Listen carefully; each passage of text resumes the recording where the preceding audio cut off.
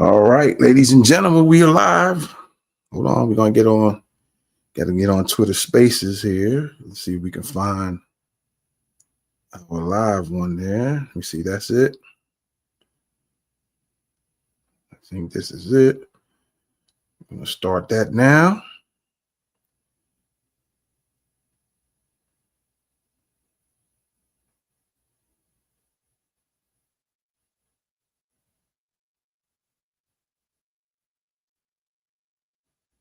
All right, we're on live on Twitter Spaces. So if you guys want to listen to us on Twitter Spaces, let's see where we're at right quick. All right, hold on a sec. Welcome everybody to What's the 411 News. Again, we are live on Twitter Spaces, so if you want to go to @WT4 News, feel free to do so. We might let some folks get on stage later on and comment if you're interested in doing that. We also, let me see here. Let me put a couple of things here. Let me see. Let me copy that. All right, so let me put this on the screen as well as in the chat. We appreciate y'all for coming in, tapping in. We're going to stream this live broadcast live. The New York State Community Commission on Reparations Remedies. All right. And I think their theme today is the war on drugs, racially discriminatory criminal justice policies and practices. So they'll be on in about half an hour, roughly 20 minutes from now. Okay, let me pull this on the screen really quick. So if you guys want to come on live on our YouTube channel, there is the link. And we can bring you up there if you want to join us on our Twitter page. There we go. And if you want to talk to us there, also you can comment in the comments. I think what we might do is let the comments show on the screen, maybe. Or I'll just respond to your comments as they come in. All right. We definitely thank you for coming in. So before they get started, like I said, they got about 20 minutes before the actual commission starts. And so we're going to go into some news real quick. We're going to tap in and see what's going on in the news before we broadcast in. We want to thank everybody on Twitch. We're actually doing two things tonight. I'm on two channels. We're on What's the 411 News, and we're on Thoughts of the Week podcast all at the same time. So that's about 7 different channels between Facebook, Twitch, Twitter, and YouTube. We're on 7 different channels right now. All right. And we're on live on Twitter Spaces, Twitter X Spaces. And again, if you want to join us there on Twitter X, on Spaces, there you go on the screen. All right. You feel free to check us out on YouTube at What's the 411 News, or you can go to Thoughts of the Week podcast and catch the live broadcast right now. All right. So there goes the Twitter. And then let me put this, let's put the link in the, wrong thing there. Let's put the link in the chat for anybody who wants to come on live on Facebook.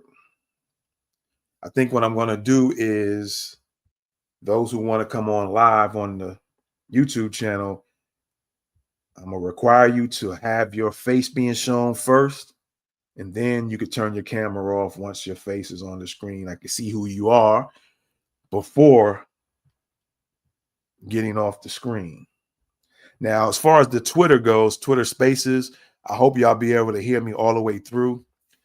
I got my screen on a kind of a security lock thing. So from time to time it'll time out and the screen will go black and I'll have to kind of log back in. So hopefully you'll be able to listen to it even though the screen turns off and I have to kind of log myself in. Now, what we're going to do here, let me see in the comments.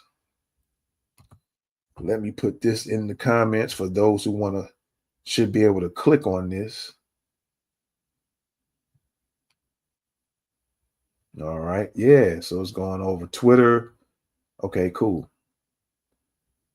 Let's see here. Which one can we pin?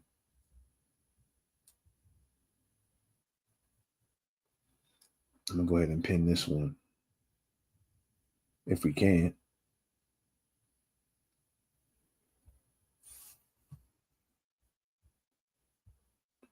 Let's see there. Well, we could put that on the screen. There's our Twitch channel. What's the 411 News? There goes our Thoughts of the Week podcast on Twitch. All right. To let y'all know we on those. There goes our live events now. You want to check us out on YouTube at Live Events Now Network, I believe, or Live Events Now. We're also on YouTube, Thoughts of the Week podcast. First time doing this ever, broadcasting on 4 different social media platforms, but they expand to 2 different channels, or maybe 3 if you're looking at Twitch, YouTube. We're on Facebook as well. I'm on my personal page on Facebook and my personal page on Twitter. All right. So there you go.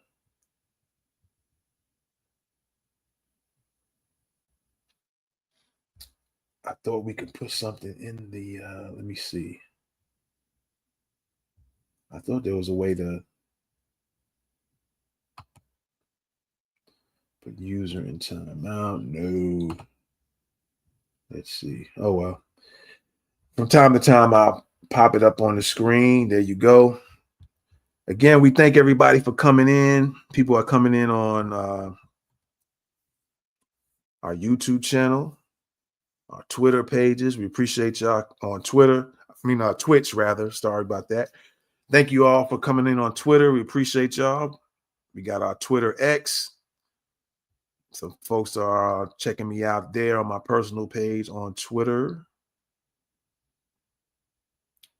We got some YouTubes popping in and out. They'll be in and out from time to time. And again, we are live on Spaces. And so, yeah, we got about 15 minutes before the commission gets started. We'll put that on the screen. Be sure to go to what's the 411news.com if you want to get all the news. All right. Get the latest news. Check us out there. I should put that actually we could put the video live on our on what's the 411news.com. Let's see. Let me do that real quick. Let me just let me see where we're at here. Let me get nope, we don't want to pull that one up yet for sure. All right, let's see if we can get let's see if we can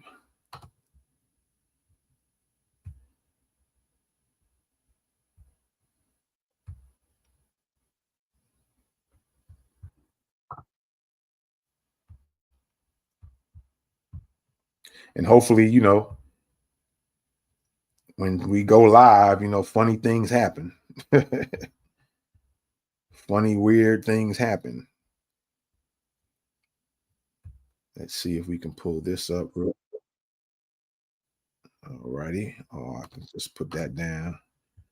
Let's get this stream right here. And let's put the live on our site there. Oh, they done put us out. What's really going on? Okay. Well, I'm gonna leave that alone. I don't have enough time to do all those changes. So we'll put it up later. Again, we appreciate y'all coming in. Let's real quick, let's get into some news, a real quick video. All right. First of all, I want to thank everybody for coming in. This is What's the 411 News. Let's go. Welcome back to What's the 411 News, where we bring you news observation, interpretation, and news commentary from an FBA and BGR perspective. Let's get it. All right, what's good? What's good? I appreciate y'all for coming in. Yeah, let's get into a little bit of news real quick. All right, let's get into the news real quick. There was some rapper apparently, supposedly, that I don't know if Jasmine Crockett hired this guy or how this all came about, but yeah, let me just show you the video. Let me just show you the video. Okay. She ain't never scared and she ain't never been. Who is willing to go toe to toe against the president? I can't wrap my head around someone who votes Republican. She advocate for feeding kids, they protect folks touching them. Trump invading his own country with our army, what a joke. We remember Pearl Harbor by illegally bombing boats. What y'all thought we wasn't gonna do nothing, buddy? Think again. They only trying to scare out of running cause they think she'll win. Listen, thought I told y'all we ain't never scared. Now look who name on the docket. Got 2 words for every racist bigot. Jasmine Crockett. Y'all hear the words. Me, I hope my money goes to side that isn't trying to say affordability is a hope. She stand on business, Austin toes. Texas Tote, don't need no more bad built, bleach, blonde, butch bodies moving forward.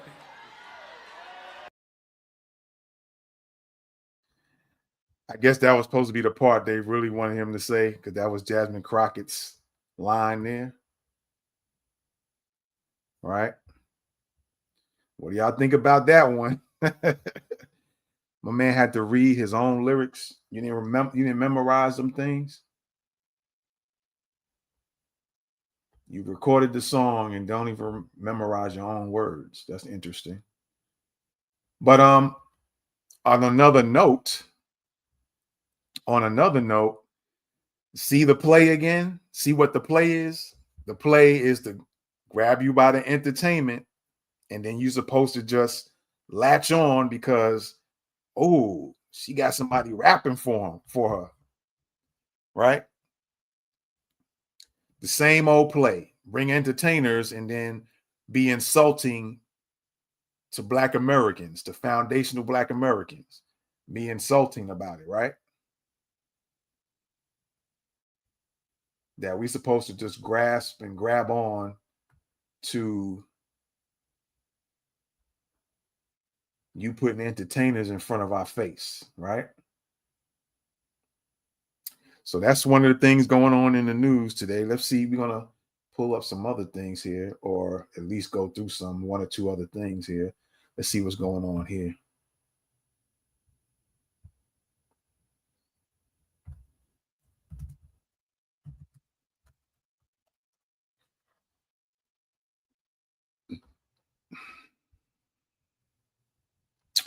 Let's see what's going on in the news, in Black news today.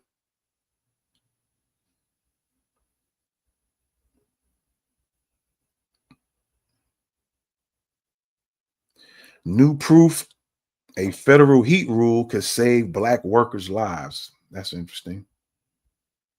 Let's go here real quick. Let's see what's going on here. State of Minnesota is defending Somali immigrants that Trump called garbage. And for what purpose? All right, what purpose was that for? For what reason?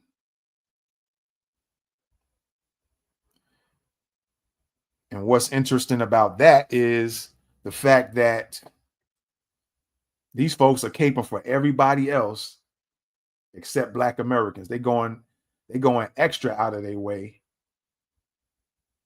for other immigrants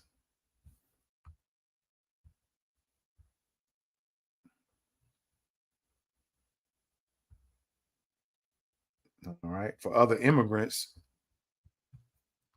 and not the people that built this nation, right?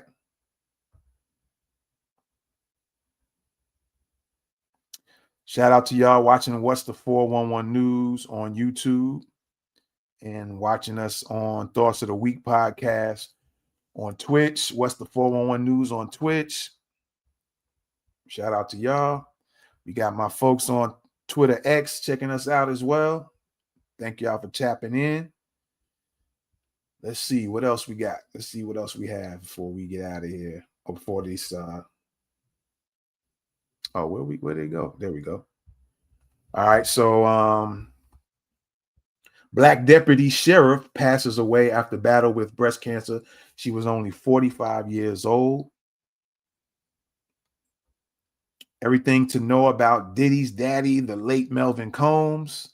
That's in the news. Representative Jasmine Crockett is expected to run for Senate, setting up one of Texas' most closely watched races.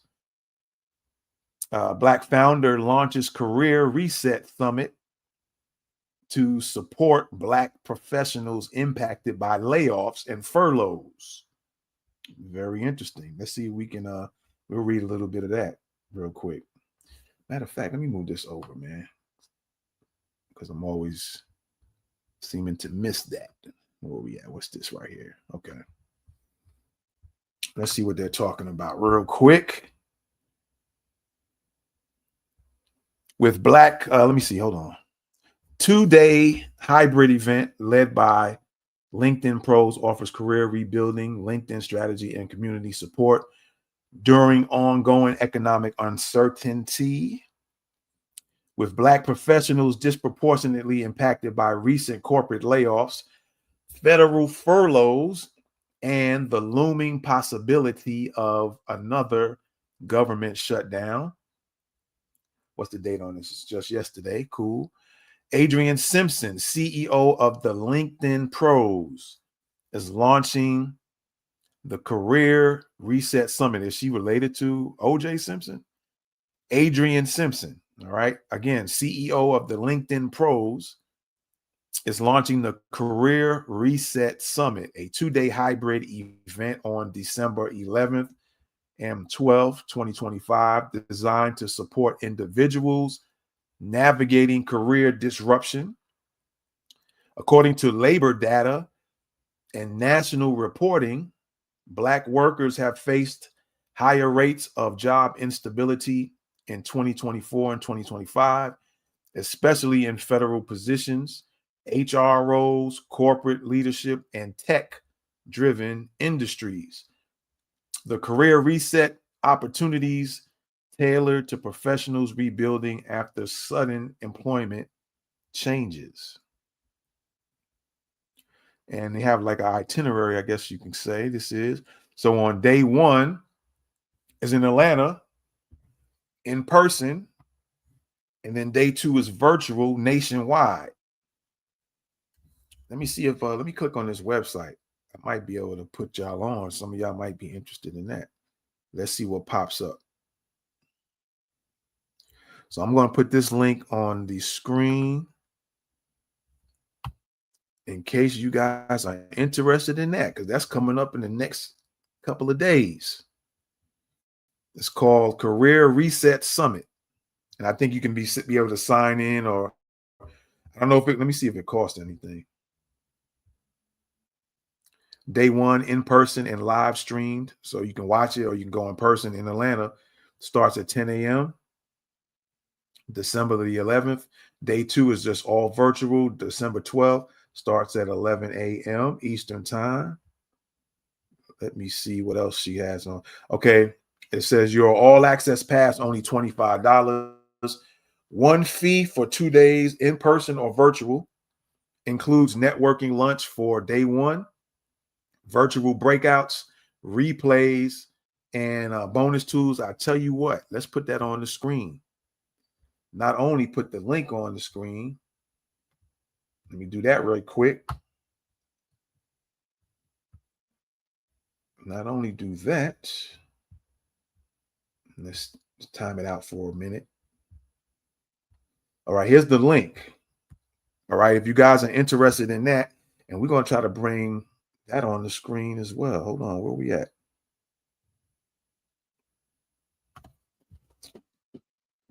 Okay, in order for me to do that, I'm going to have to remove this one real quick. No, I don't want to do that right now.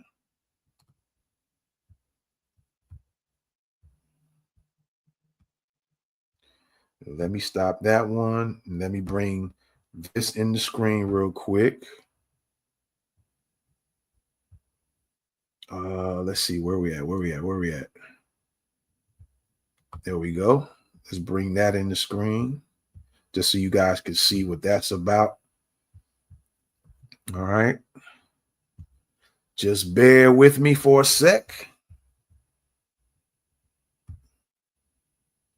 All right, so there you go. In case you guys are interested in that.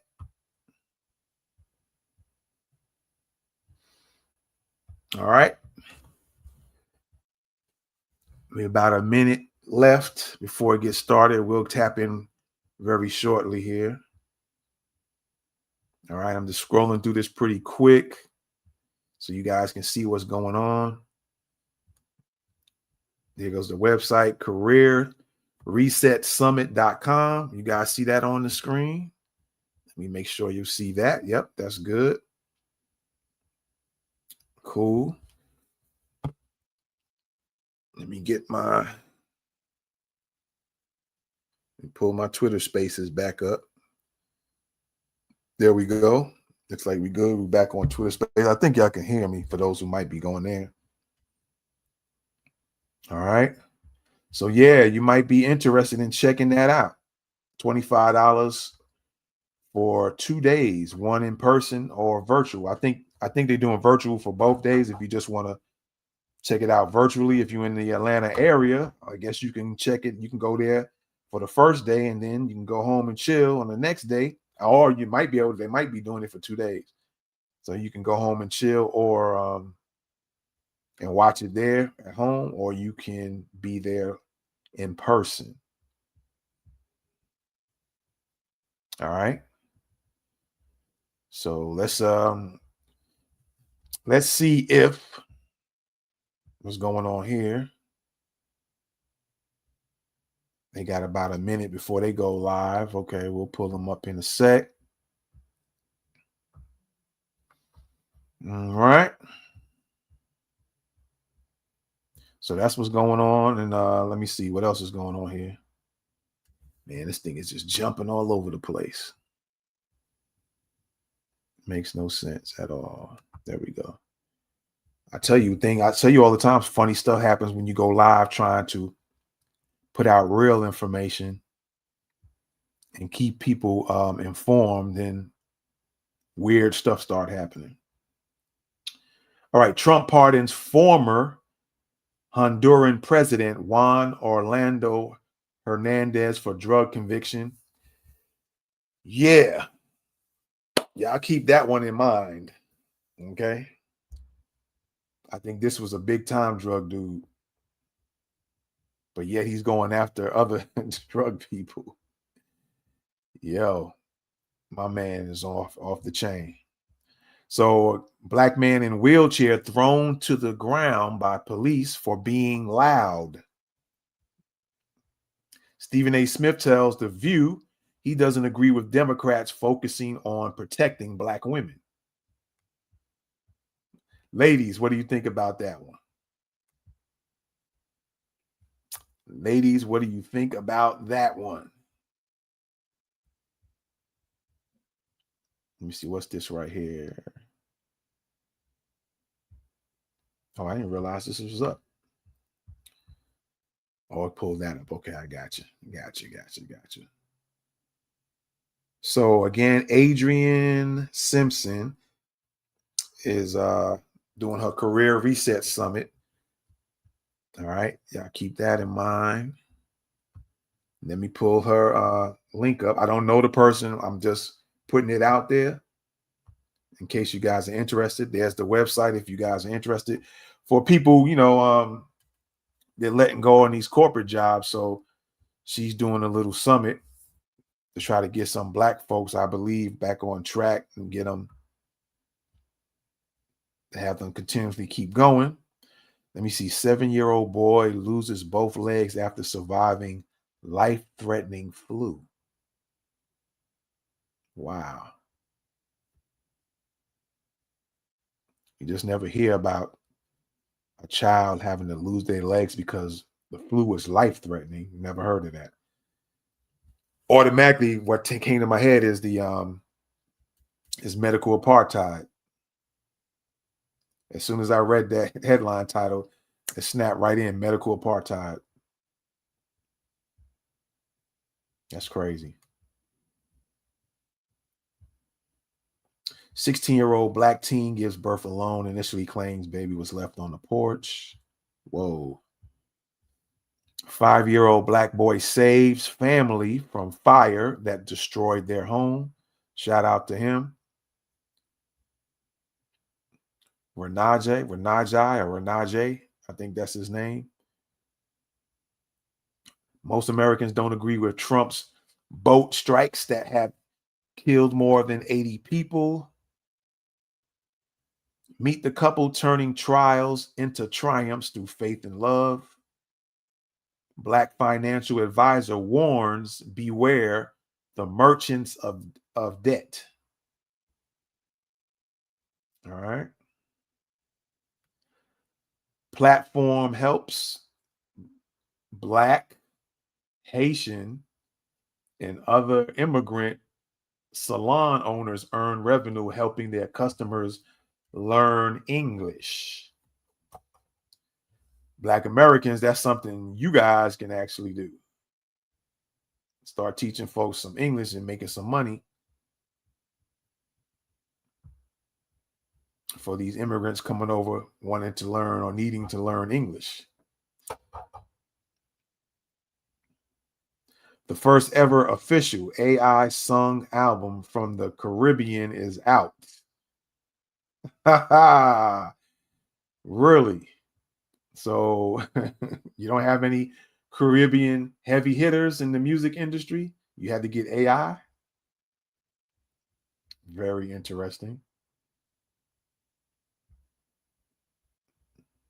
All right, looks like they're live. Let me pull up them on the screen.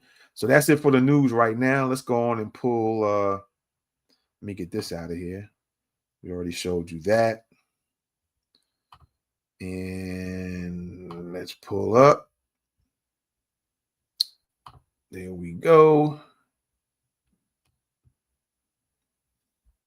And let's pull this on the screen.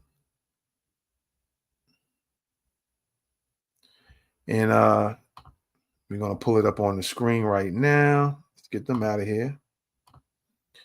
All right, so there we go, ladies and gentlemen. Whenever they get started, we'll just listen in. I'm going to still go over some news real quick. Let me make sure that the volume is turned up for them. There we go. All right.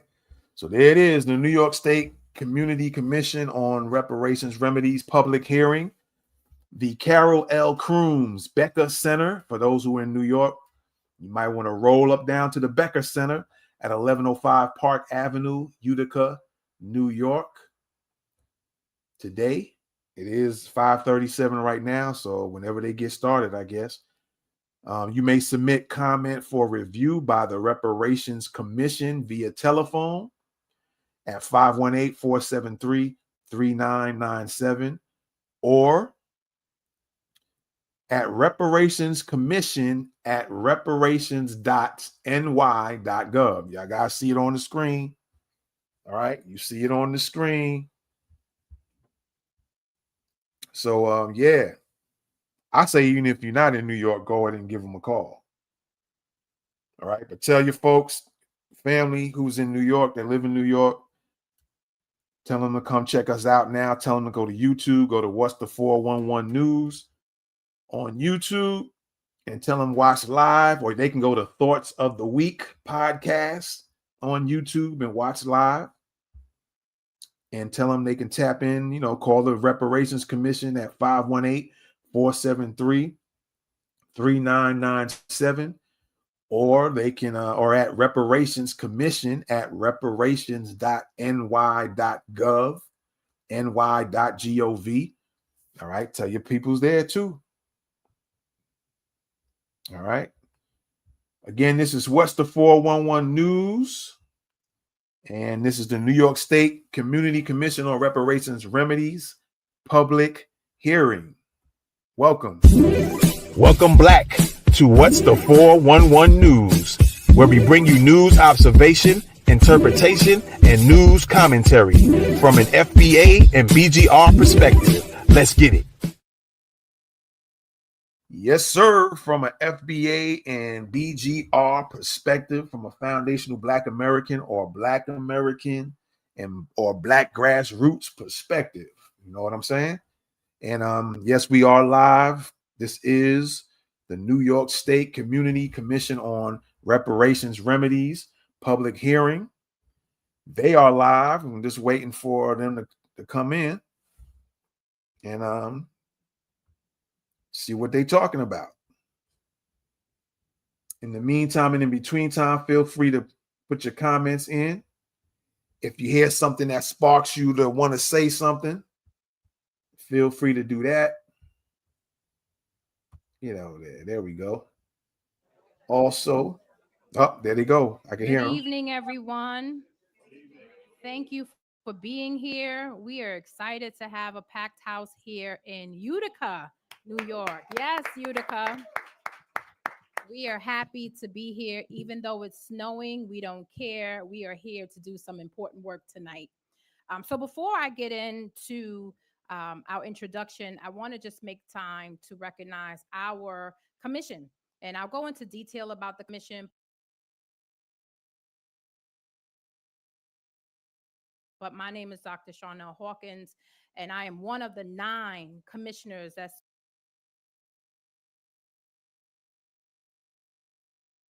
serve on the New York State Community Commission. Looking like they're having some connection issues. We are proud. They might be having some connection issues. Have 3 representatives that will be here in person. One of our commissioners, Dr. Daniels, is on his way. He is on Amtrak as we speak. But I just wanted to acknowledge the commissioners. We also have one commissioner online, Linda Brown Robinson. So we will make time to introduce, and then we'll get into the program. But as I said, I'm Dr. Charnel Hawkins, and I am honored to be here today as one of the commissioners. My day job, I serve as the president and CEO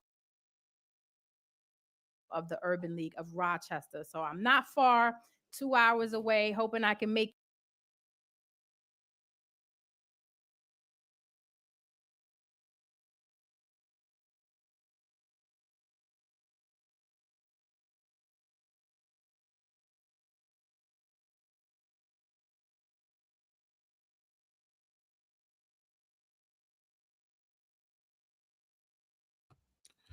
It looks like they're having some connection issues. What's really going on?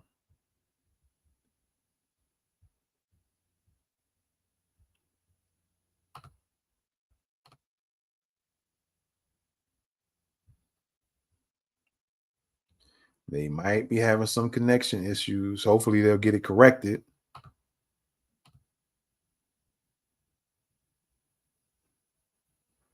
Let's see where we at on this one. I'm gonna get out of that.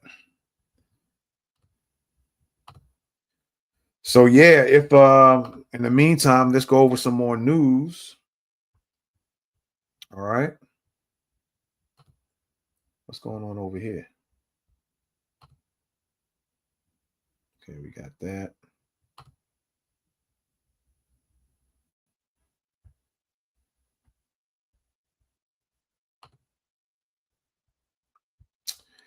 Yeah, it looks like they have some connection issues. She said it was snowing, so it could be the effects from the snow. Who knows? The bad weather. Hopefully they'll get it together. Let's see if we can do this real quick. Hold on. we might be able to do something on our end. Let's see if it works. May not have anything to do with us at all. But let's try this anyway. Let's see what happens.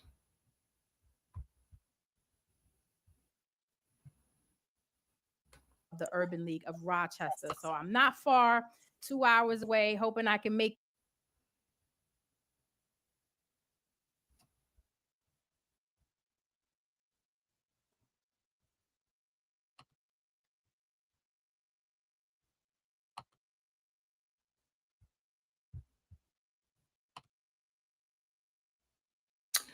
Yeah, seems like it's some issues, man. Let's try it again.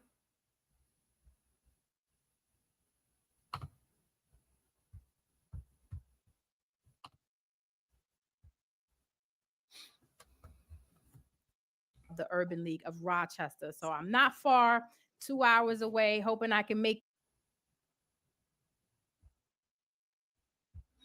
Yeah, it must be on their end. Something is going on.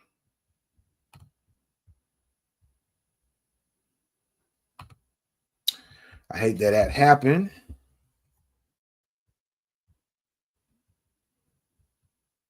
Let's try something else here. Let's see if this will pull up for me.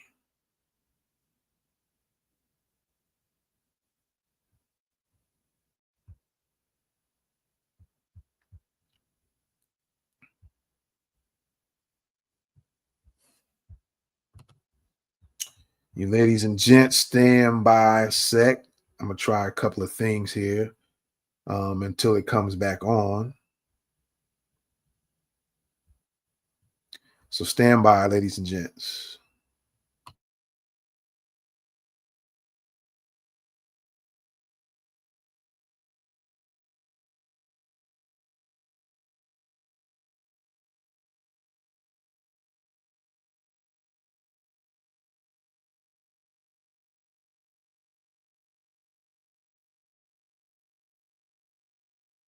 The Urban League of Rochester. So I'm not far, 2 hours away, hoping I can make.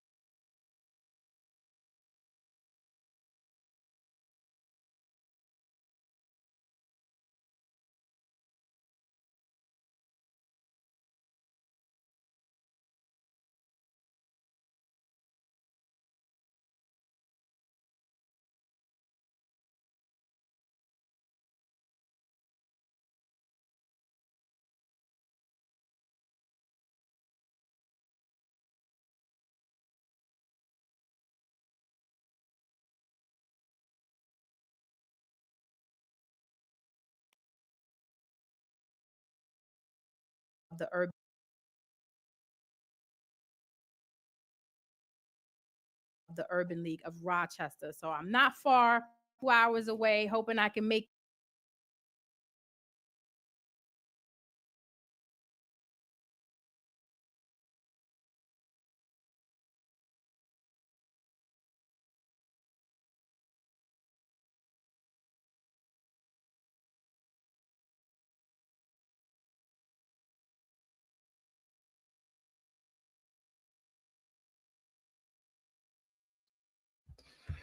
Y'all bear with us. They apparently they're having problems on their own channel, and because it looks like we're good over here, and I'm constantly trying to see how I can maybe remedy it on our end.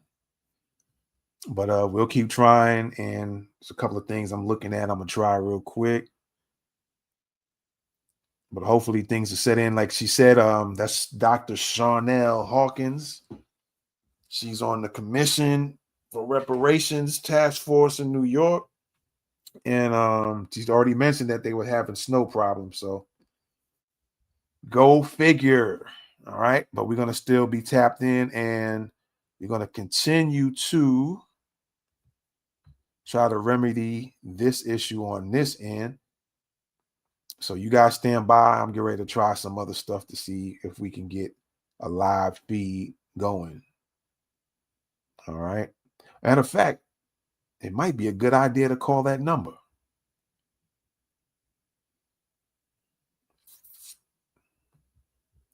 Let me see if I can find the number on this website real quick.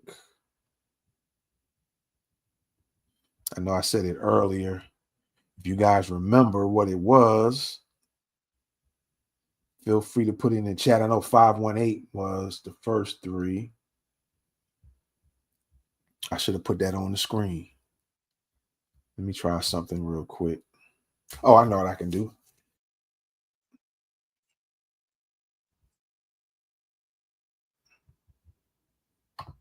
All right. Yeah, 518-473-3997. I don't know if that's going to be a live number or that's just to put your comments in, but I guess it's worth a try. I can't make the phone call right now because I'm on Twitter Spaces with my phone, but if one of you guys want to call that number, feel free and let them know that, hey, something's going on with their live stream feed on YouTube. And I'm going to check some things out on my end. So stand by, ladies and gentlemen. We'll be right back. We'll be right back. This is What's the 411 News. Welcome back to What's the 411 News, where we bring you news observation, interpretation, and news commentary from an FBA and BGR perspective. Let's get it.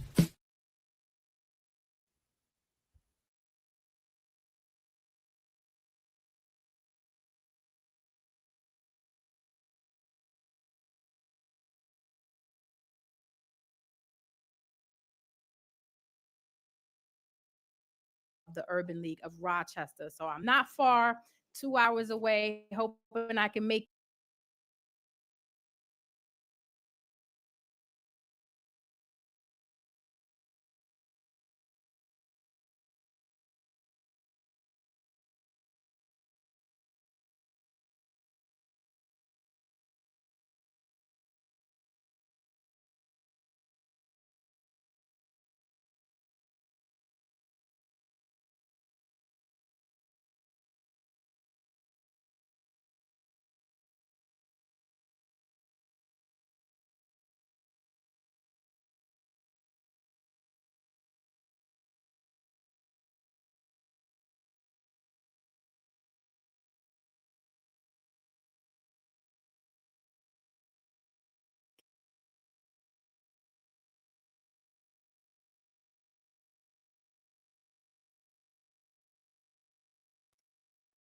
All right, looks like they got their stuff together, but it looks like their audio is out. So you're just gonna have to read some of the stuff that's on the screen, and maybe their audio will kick back in a sec. We'll see what happens. Like I said, when you go live and you really want to try to inform the people, the things start happening. It's the best I can tell you like that. Black relative.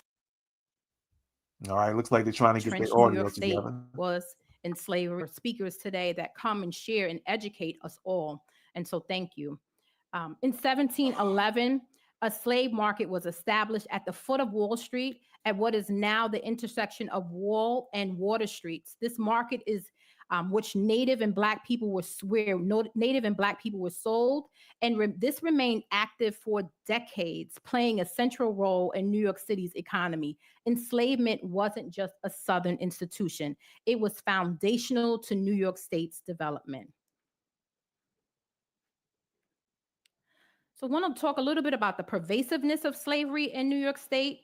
And here we have an excerpt of the 1800 census in New York State, illustrating the pervasiveness of slavery in this northern state. In 1799, New York passed legislation from gradual abolition. Abolition wasn't fully implemented in New York until 1827. The census document shows that how New York counted enslaved persons under the 3/5 clause of the Constitution, which enhanced Southern political power, and is one example of the North's continued complicity in the institution of slavery. So here is emancipation. This slide talks about, it demonstrates 1863, the Thomas Nast illustration of Harper's Weekly depicting the horrors of slavery, contrasted with the aspirational visions of freedom, including payment for work, which helped to build the reality of post-emancipation in the U.S. I want to remind you all of H.R. 40 at the federal level, which would establish a national commission to study and develop reparation proposals for African Americans, which was first introduced in 1989 by Representative John Conyers Jr. and has been reintroduced. And we're not doing no every year studies. since, No studies. without passage. No studies. For those that don't know, California became the first state to establish a reparations task force in 2020, with their final report issued in the California Legislative on the 29th of June. At this time, this is a map from 2024, and we have some updating to do. But there are 11 states and 22 localities across the United States that are working towards reparations. I just had the honor of coming back from Evanston and attended the first repair symposium and had an opportunity to see 126 individuals awarded certificates demonstrating their reparations. So Evanston is leading the way for us, and we want to acknowledge the work being done there. So here we have how we established the New York State Community Commission on Reparation Remedies, which was established into legislation and signed by Governor Hochul in December of 2023. The bill was sponsored by Assembly Member Szilagyi and Senator Sanders, who will be with us today online. And the commission is tasked with several things. We're tasked with examining the legacy of slavery, subsequent discrimination, and the continuing impacts in the developing, and we're required to develop recommendations for the appropriate remedies. To be clear, the commission does not enact reparative policies. That is not what we're doing. We are providing recommendations to the governor and the legislative body. And how we'll do that is with you today. We look for your testimony. We look to hear your stories and experiences. And so hopefully what we get from you will inform the process. And by the way, while they're talking, I want to highlight the bill. If you would like to learn more about the bill, you can go to our. Let me say this. Hold on. Let me see what she's saying. Reparations. You can see past hearings. You can read the bill, and you can learn more about the work. If you're here tonight, obviously you're all here tonight, but being here tonight, if you want to share this information with your friends, your colleagues, or even your family members, certainly we want to make sure that they have an opportunity to share their testimony. You just don't have to be here tonight. You can go to the website again at ny.gov/reparations, and you can email your testimony or you can call in your testimony. There is no end time to the call. So if you were to dial 518-473-3997, you can leave your public testimony and it will be entered into the record. So I want to acknowledge the commission. I'll share the core mandates here. So we are to research the economic, the social, and political impact of slavery. I talked about the New York's role, determine who's eligible for reparations, the community impact. We're going to hold public hearings. We've been continuing. This is the 17th public hearing. And so we're really proud of the work that we've been doing for the last year.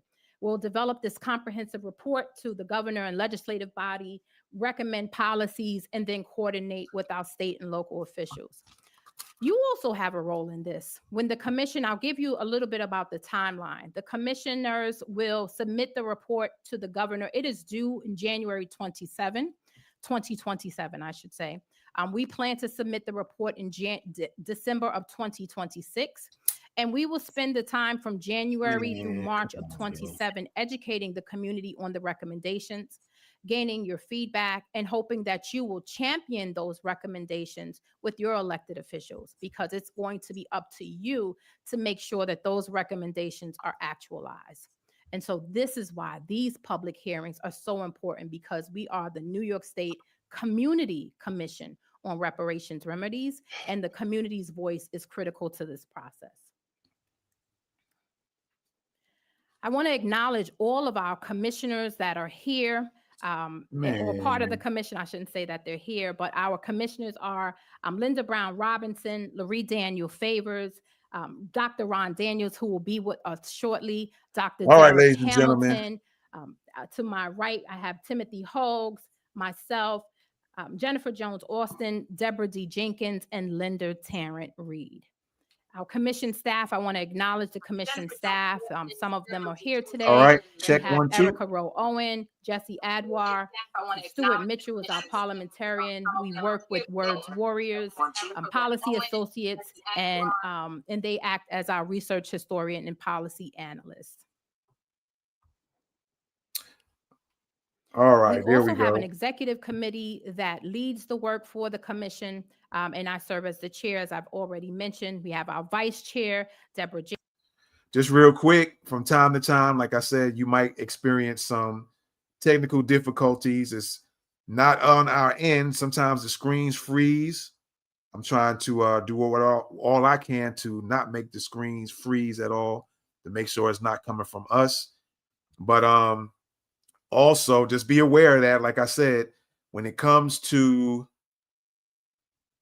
informing the people on some real stuff and not some game playing, you're going to have all these problems popping up here and there. So let's get back to listening in. Be part of the public record. Please send an email.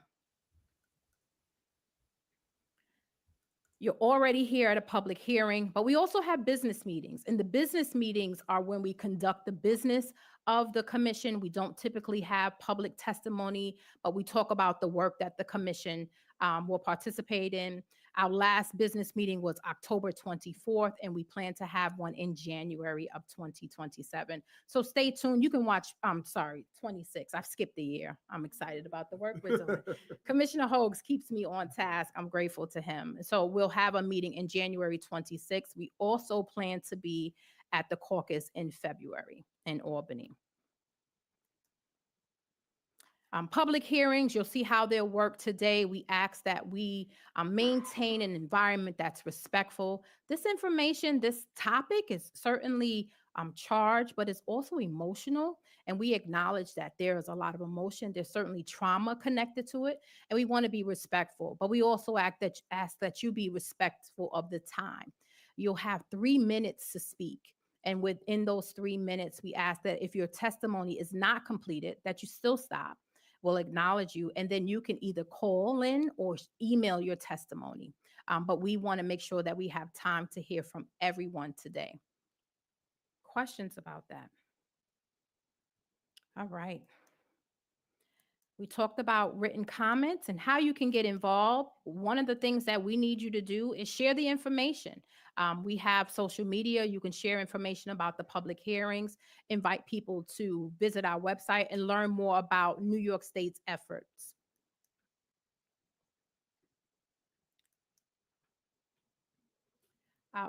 Typically, we list here where we're hiring at this time. We're almost at this place where we've hired all of our staff. We're getting closer. And so right now, there are no current vacancies, but stay tuned to our website when we have others. So I am excited I want to make one more opportunity to see if we can greet our Commissioner Linda Brown Robinson before we get to our speakers. Hi, can you hear me now? Yay!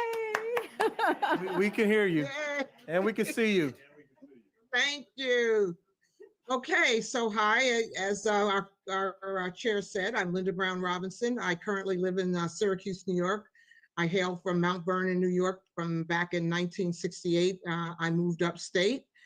I'm involved in a lot in my community, and this is one of the things that's important to me. So I'm not going to further anything, but I'm probably somewhere where you can find a little bit more about me. But thank you, Chair, and for letting me introduce myself. All right. And so, real quick, we always like to take the temperature of the room to see how we are penetrating New York State. And so, before hearing about this public hearing today, how many of you, by show of hands, knew that New York State had created a commission and was taking on this work? Okay. That feels good. How many of you have attended a public hearing or a business meeting or watched online? Thank you. Okay, well, we thank you and we appreciate you. And so, of those that knew about it, let me see your hands again. How many of you told someone? Keep them up, This feels like please. How many of you that have your hands up told someone else about the commission and the work that we do? So, if you have, leave your hands up. Okay. Thank you. All right. So that's the part we really need your assistance in. We do have a marketing plan and we are doing that, but we know that we can't reach everyone. And so this is a very important work that we're doing. And so we need to continue to spread that word and make sure that individuals are aware and educated on the work that we're doing, because we need your testimonies and your stories. And the other thing that we need that is very critical is we need your recommendations. Right. And so we've had a lot of stories, but we also need your recommendations and your input on what you think it should look like and what it should be. Is that okay? Oh, y'all like, okay. Yeah. All right. Y'all can have call and response. Is that okay? All right, there it is. Thank you so much. All right. So we want to make sure, just as a reminder, as we prepare for our two speakers, we want to thank them again for coming and traveling all the way from New York City.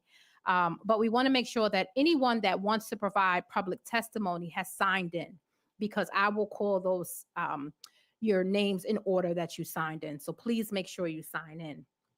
So thank you again for coming. I just want to do a quick shout out because I see my mother-in-law in the room. And so I want to stay in good graces with my mother-in-law. So I just want to acknowledge that she's there. Okay. So I'm pleased to introduce Tony Smith, a New York State director at the let me start again. I'm pleased to introduce Tony Smith, the New York State director at the Drug Policy Alliance, where she works to advance local and state policies to reduce harms associated with drug use and drug criminalization. Prior to joining the Drug Policy Alliance, Tony was the assistant field director at the New York State Civil Liberties Union, where she worked on campaigns to protect public education and promote racial justice. Through this work, she was named to the 2021 and 2022 City and State New York's Power 100 education list. Tony graduated from Manhattanville College in 2003 with a degree in sociology. And in 2022, Manhattanville College awarded Tony with an honorary Doctor of Humane Letters for her advocacy for human rights and social justice. We are honored to have Tony Smith here with us today. Please take the stadium and let's give her a round of applause. And thank you for making the trip to Utica. Thing, right? Yep. I don't usually go by Mr., but today I'll be Mr. Did you say Mr.? Did I say Mr.? You could call me no something. Oh, I was gonna say I didn't say Mr. Whatever you can use whatever you want. Sorry. We apologize on behalf of the folks that made the PowerPoint. We know that you are Miss Tony. We all need to be ready for first. You know, this is a first for me. I'm gonna embrace it. All right. And here we go.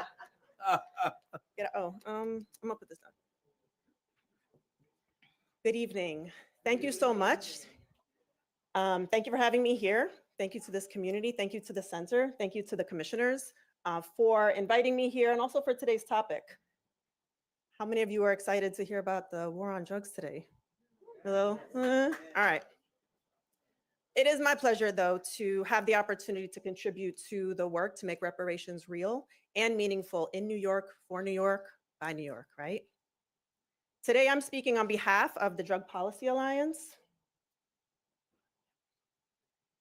And with profound respect for the many years of work my colleagues my movement partners, my fellow brothers and sisters have done to lay their foundation for the work that I'm able to do today to uproot the war on drugs from our communities, and also for the rich knowledge base that made my presentation possible.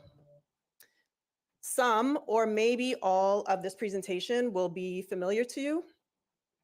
And if it is, I hope that experiencing it again today offers new or renewed thoughts, insights, and opportunities for you and all of us.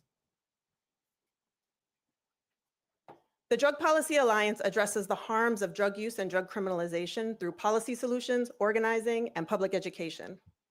We advocate, make sure you can hear me. We advocate for a holistic approach to drugs that prioritizes health, social supports, and community well-being. We oppose punitive approaches that destabilize people, block access to care, and drain our communities of resources. We believe that the regulation of drugs should be grounded in evidence, health, equity, and human rights. What is the war on drugs? The war on drugs is a war on people, and it has impacted nearly every aspect of our lives. Rather than invest in communities, public officials invest in surveillance, policing, and punishment tactics that disproportionately target and impact Black and Brown New Yorkers. These tactics have fueled mass incarceration. However, punishment is not limited to the criminal legal system. There are serious consequences in every facet of civil life. This means that punishment is the default reaction to drug use, wherever it shows up, impacting our lives in profound and often unacknowledged or unrecognized ways. We'll stay here for a second.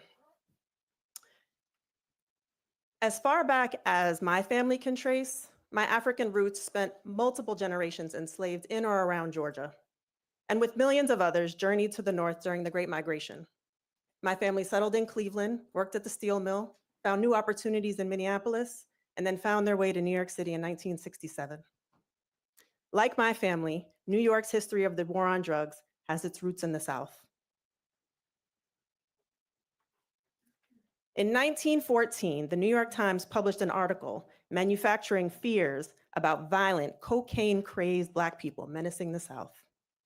This article goes on to say that drug taking had become a, quote, race menace in the South, and that Southern states like Georgia, North Carolina, Tennessee, and Mississippi had many more times, quote, insane drug takers than did New York State.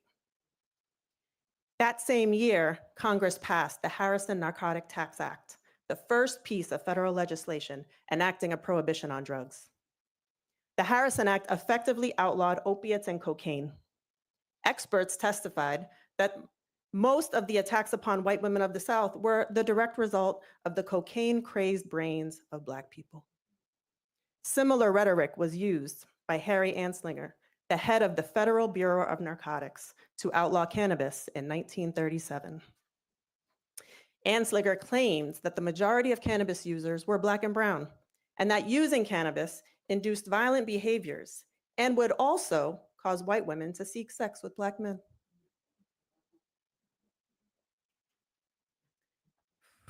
Every time I read this quote, I feel like it should be easily the final piece of truth that causes the war on drugs to fall. This is a quote from John Ehrlichman, counsel and advisor to President Nixon, said in a 1994 interview and not published until 2016. He said, "You want to know what this was really all about? The Nixon White House had two enemies, the anti-war left and Black people. We knew we couldn't make it illegal to be either against the war or Black people. But by getting the public to associate the hippies with marijuana and the Blacks with heroin, and then criminalizing them both heavily, we could disrupt those communities. We could arrest their leaders, raid their homes, break up their meetings, and vilify them night after night on the evening news. Did we know we were lying about the drugs? Of course we did."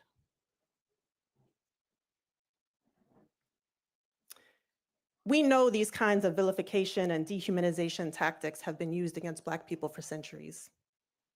Retooling them into the war on drugs began to be formalized through, I'll go back here for a second, through Nixon's 1970 signing of the Controlled Substances Act, which classifies drugs into levels of benefits and potentials for harm, and is used to inform law enforcement strategies and severity of criminalization.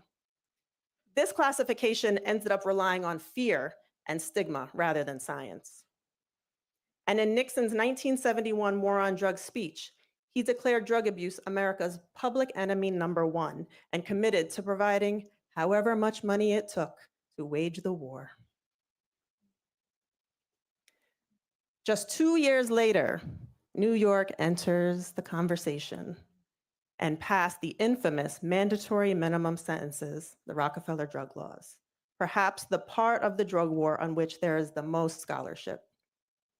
These laws became widely seen as a template for states across the country. So here are 3 headlines on the Rockefeller drug laws. One is from 1973, the year of their enactment. Rocky asks for life for pushers. One headline from 1998, which was the height of mass incarceration under these laws, also when I found my young activist voice on the streets of New York City and Albany. And that headline says, critics say Rockefeller drug laws pack the prisons, force plea deals, and hit small timers the hardest. And the final headline is from 2013, 4 years after the final wave of reforms repealing those laws. And it says, the drug laws that changed how we punish. By the 1980s, political pressure and media focus surrounding crack cocaine triggered a wave of federal and state drug laws. The Federal Anti-Drug Abuse Act of 1986 enacted the 100-to-1 sentencing disparity between crack and powder cocaine. Although the drugs are nearly identical, the disparity was created because the perceived users of crack cocaine were Black people. Though it was reduced in 2010, the disparity is still 18-to-1. These laws rapidly accelerated the growth of the US prison population. In New York, this amount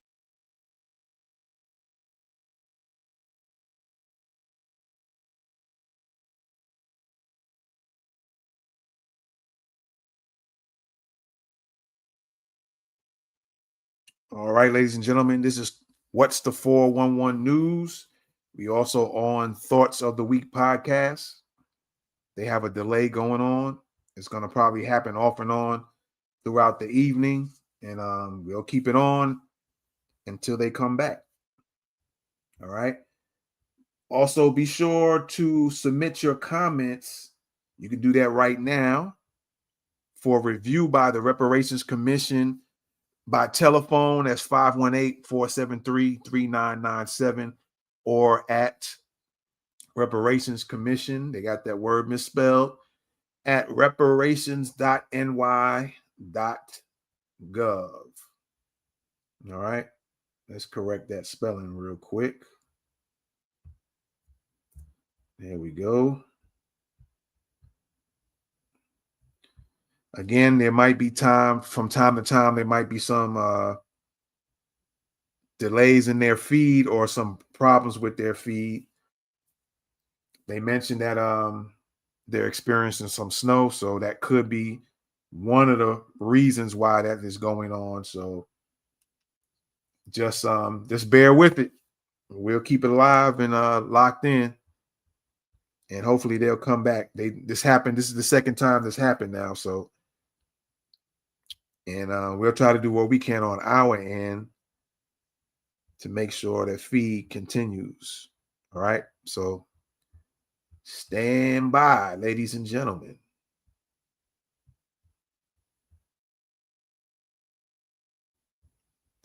This is What's the 411 News with the live Reparations Commission, New York State Commission on Reparations Remedies public hearing. Welcome back to What's the 411 News, where we bring you news observation, interpretation, and news commentary from an FBA and BGR perspective. Let's get it.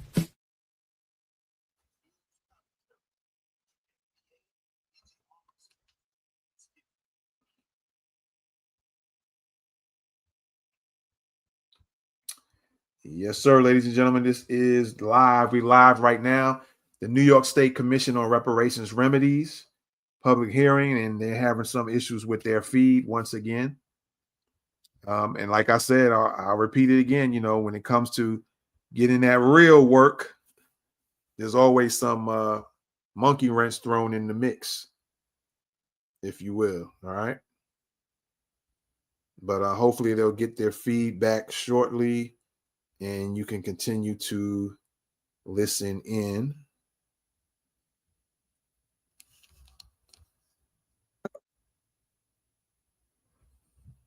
There we go. Looks like they got to get their audio together. So it's jumped a little bit. There's nothing on our end that we can do. So hopefully their audio will come back in shortly.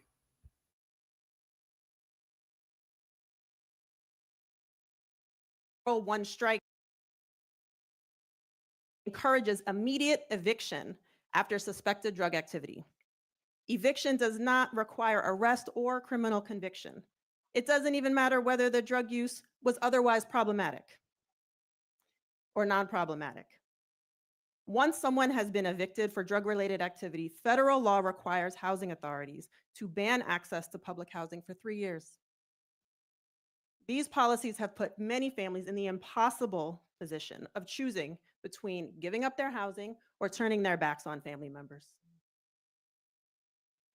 And different public housing authorities across New York State have various interpretations of this and choose how harshly to pursue these punishments.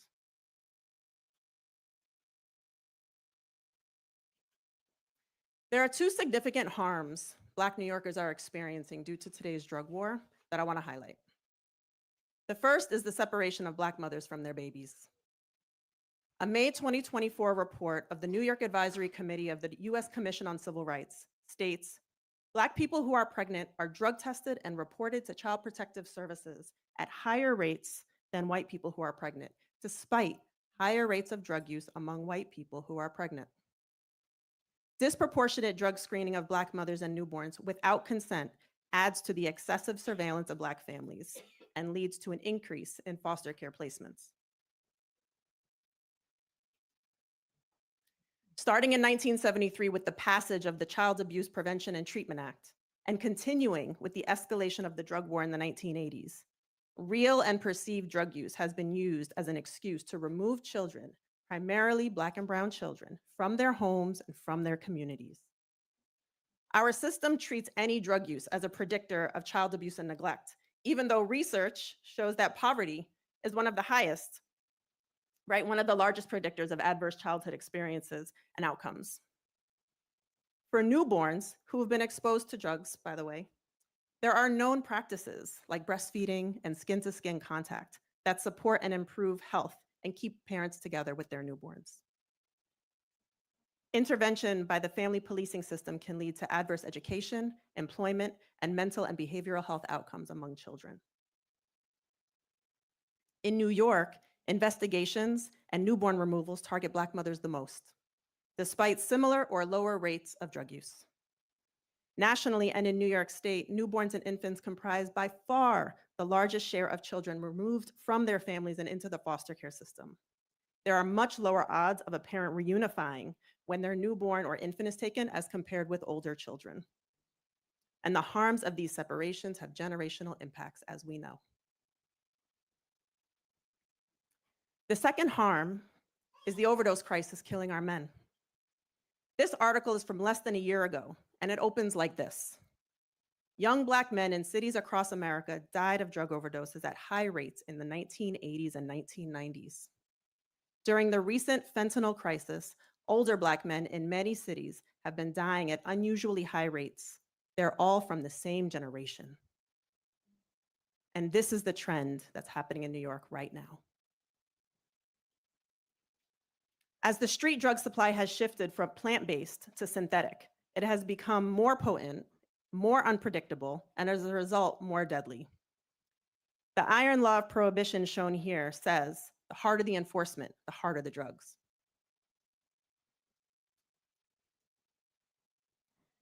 None of us in this room are new to the realities of medical racism, I know. Similar to untreated or undertreated chronic health conditions, treatment for substance use disorder is harder to access and not as adequate for Black New Yorkers. This increases the risk of overdose death. Overdose deaths are also higher among people recently released from incarceration and people who are unhoused, both circumstances to which Black people are overly subjected. Here's a statewide snapshot of overdose deaths between 2019 and 2023. Deaths among Black New Yorkers have skyrocketed in recent years, mostly men.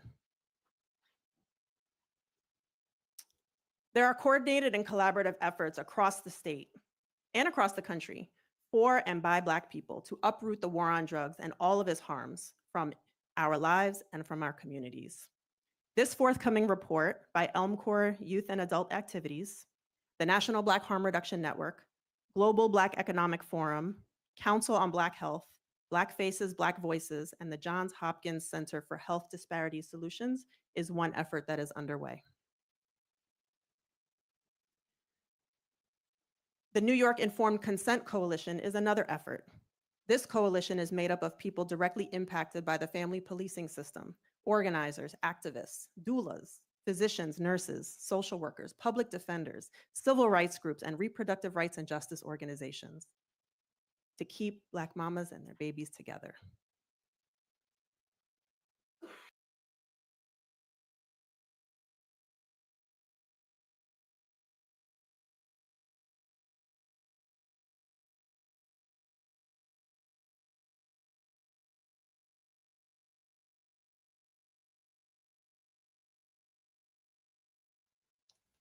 All right, ladies and gentlemen, this is What's the 411 News.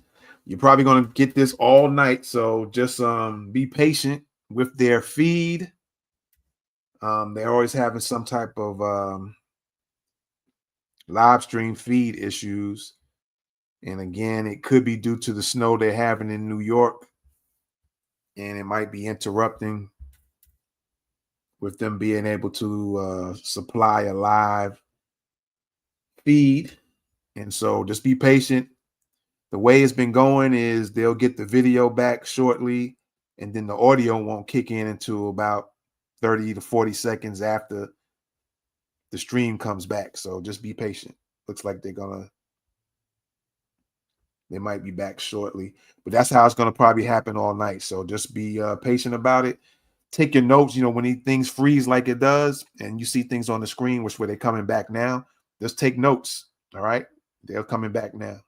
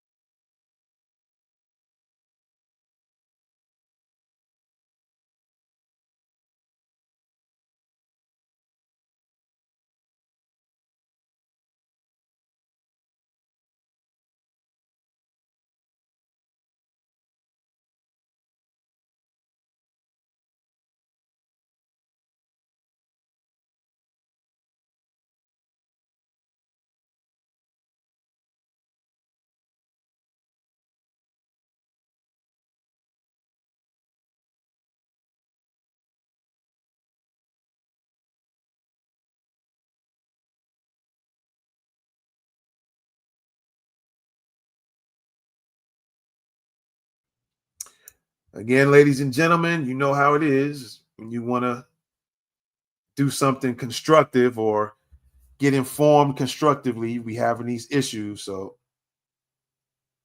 as I just stated, for those who might be listening to us on Twitter Spaces, is that you're probably going to get this all night.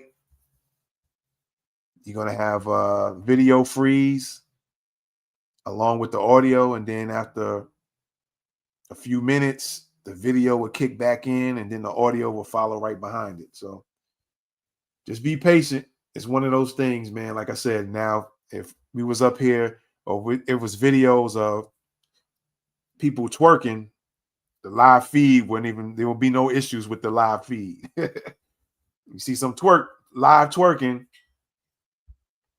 you get the super connection then.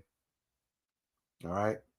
So with that being said, this is What's the 411 News, and we are live with the New York State Commission on Reparations, Remedies, public hearing.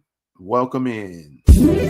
Welcome back to What's the 411 News, where we bring you news observation, interpretation, and news commentary from an FBA and BGR perspective. Let's get it. Yes, indeed. Welcome back, everybody. Looks like they got the video in now. I guess the audio will kick in here in a minute or two.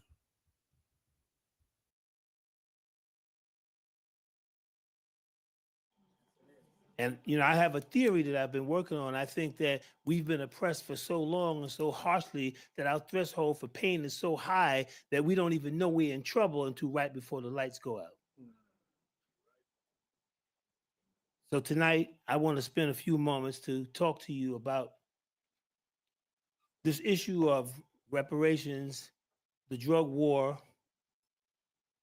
and I want to give you a historical backdrop, because I want to talk about it from a criminal justice perspective. Let me first thank my colleague, Tony, for giving such an exceptional presentation. She gave you PowerPoints that had a lot of information. My PowerPoints have no information, have one sentence on it. In fact, I don't even have my laptop, so when I say next slide, I'm hoping that somebody hits a button and we get to the next slide. Laughter is like unto medicine. We have to do it more often, And it's intentional, because I know that the subject matter that I'm about to address is not the most comfortable, but it's necessary. Let's start off with the first slide. So I want to talk about the foundations of slavery and the prison industrial complex in New York. And I put up there Dutch West Indian Company. Not that it was the only company that was involved in the whole process of enslavement, but it's one that we're familiar. We've probably heard about that company a lot. And what that says to you is that the slave triangle, it wasn't a slave trade, which let's use accurate language. When you trade something, that means two people exchanged something of equal value and both of them walked away feeling that they got what it is they wanted. That's not what happened in this situation. There was no trading going on. People were taken. People were tricked. They were manipulated. They were sold into slavery on the other end. And then when they left Africa, they were dropped on different continents. So depending on where you were dropped, you were either Haitian, you were either Jamaican, but we all came from the same common source. And we were a part of a very vindictive system, because people have this nostalgic view that people just rolled up with a ship and started loading, African folks on the ship. That's not how it happened. There were trading posts that were set up there. They're along the coastal line, and they were there so they could learn your strengths, but particularly your weaknesses. So when it was time to attack, to draw you in, they had already understood culturally how to do so. And what we need to understand is that we went in kicking and screaming. This wasn't a voluntary thing. They don't show you that part, that we fought every step of the way. And that's the reason why folks were thrown overboard. And that's the reason why people were mutilated on the trip. And we're going to get there because I only want to spend 3 minutes on each slide. The foundations of slavery and the prison industrial complex happened at the very beginning. What's happening now in the prison system was manifested back then. They were putting what's called the infrastructure in place. How the law was weaponized against the 13th Amendment. So I have to just read it right quick. I brought my glasses, if y'all don't mind. I want to make sure we get it. 13th Amendment, neither slavery nor involuntary servitude, except, and I want y'all to hold on to that except as a punishment for crime whereof the party shall have been duly convicted, shall exist within the United States or any place subject to their jurisdiction. Neither slavery or voluntary servitude, except. So what it says is that slavery is abolished, except. I want you to hold that for a minute. Except, in other words, the except. We are that except. Here's how it worked. When the 13th Amendment was finally released, when folks who were enslaved got word that they were being set free, many of them, not all of them, but many of them decided that they would pack up and they would leave the plantation and go look for loved ones, brothers, sisters, husbands, wives. That's what they would do. But in doing so, they would have to step off of the plantation. Well, just pause for a second. Before they got the word, there's been some changes in the law or some new laws added. There were slave laws for sure, but now these were black codes, the same kind of law, but more enhanced. The law that said that as soon as you stepped off the plantation, that you did not have a place of residence and you were unemployed, you were arrested. It was against the law for a slave to not have a job and be unemployed. And since you were free and you got word we're free, they said, sure, you're free and you can vote. But before you can do so, you have to first pass this literacy test. And if you pass the test, you were arrested against the law for a slave to read. And they had the convict lease laws. Convict lease law said anyone who was convicted, except, you know that exception, anyone who fell in that category could be leased back to the plantation, sometime even before your bed got cold. This is on the books. It's still on the books to this day. The 13th Amendment is still an amendment. It's still on the books. Now, what does this have to do with the prison industrial complex? We're going to get there. Let's go to the next slide. We're going to get there. That's for y'all. That's not for me. The historic Attica Rebellion, where prison conditions were so inhumane, so degrading, so deplorable that the men decided enough's enough.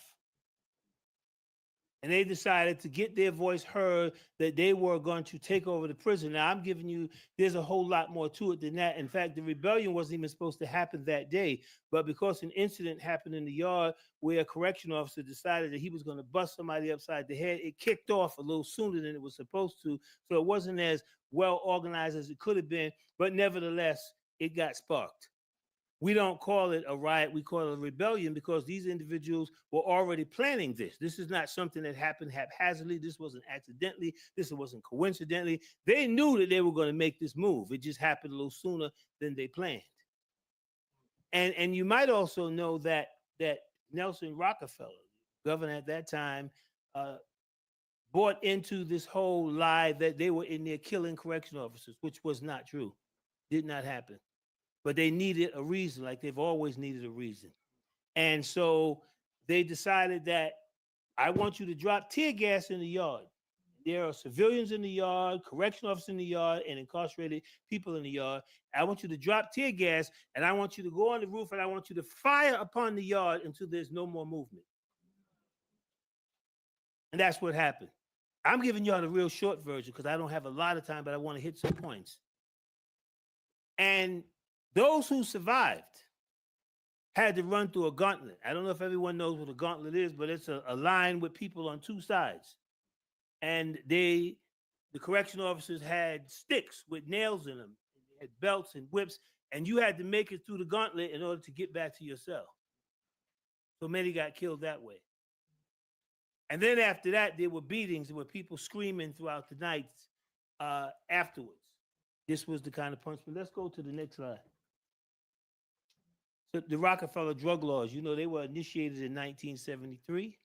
And these were the laws that gave the harshest penalties, the longest sentences. I mean, there were people who were being convicted for 2 or 3 packs of crack. They was giving them 10 and 20 and 30 and 40 and 50. I know a person that got busted with 10 packs of crack, and they gave him 10 years for each pack under Rockefeller drug. And the war, you know, when you wage a war, that means that you have an enemy. And when you at war with an enemy, the objective of war is for you to kill the enemy, right? You don't go to war to hurt the enemy. You don't go there to capture, because you capture him, that means you got to feed him. That means you got to spend money. So no, you go to war to kill the enemy. So I want you to know that this war was waged to kill who it was targeted to kill. And that was folks who were Black. Now, before I go on, I got to go back, but you can leave the slide there. Yeah, because I want to, that's good. Keep it right there. I want to go back for a second and tell you that there has been a war on Black people since the day one. And it's been a relentless, continuous war. And this is a war that has caused a great deal of harm and a great deal of injury. Injury to, first of all, our humanity. Our humanity has been under attack. You got to understand, and I'm not trying to make comparisons with no other groups. I'm not going to get into that. I'm going to say what happened to Black people during that process, that you were totally dehumanized and degraded. Your culture, your music, your mores, your traditions, your rules, everything that made you who you were crushed.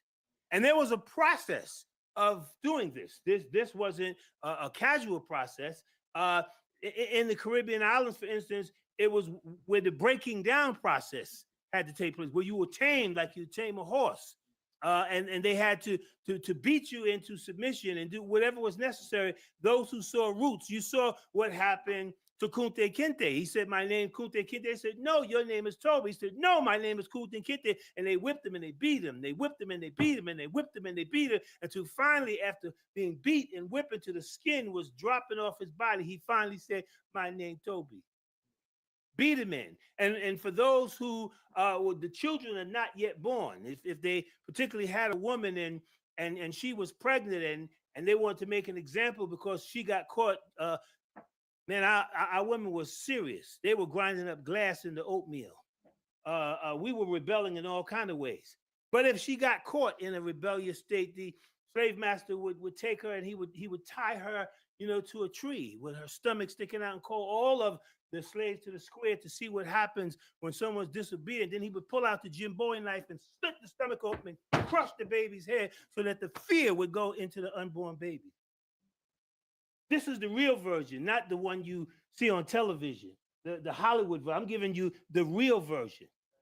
And then we're going to talk about the prison industrial complex. So I just wanted to give you that as the backdrop. That's the intro. So let's talk about the prison industrial complex. Because the math is not mathing. Why do I say that?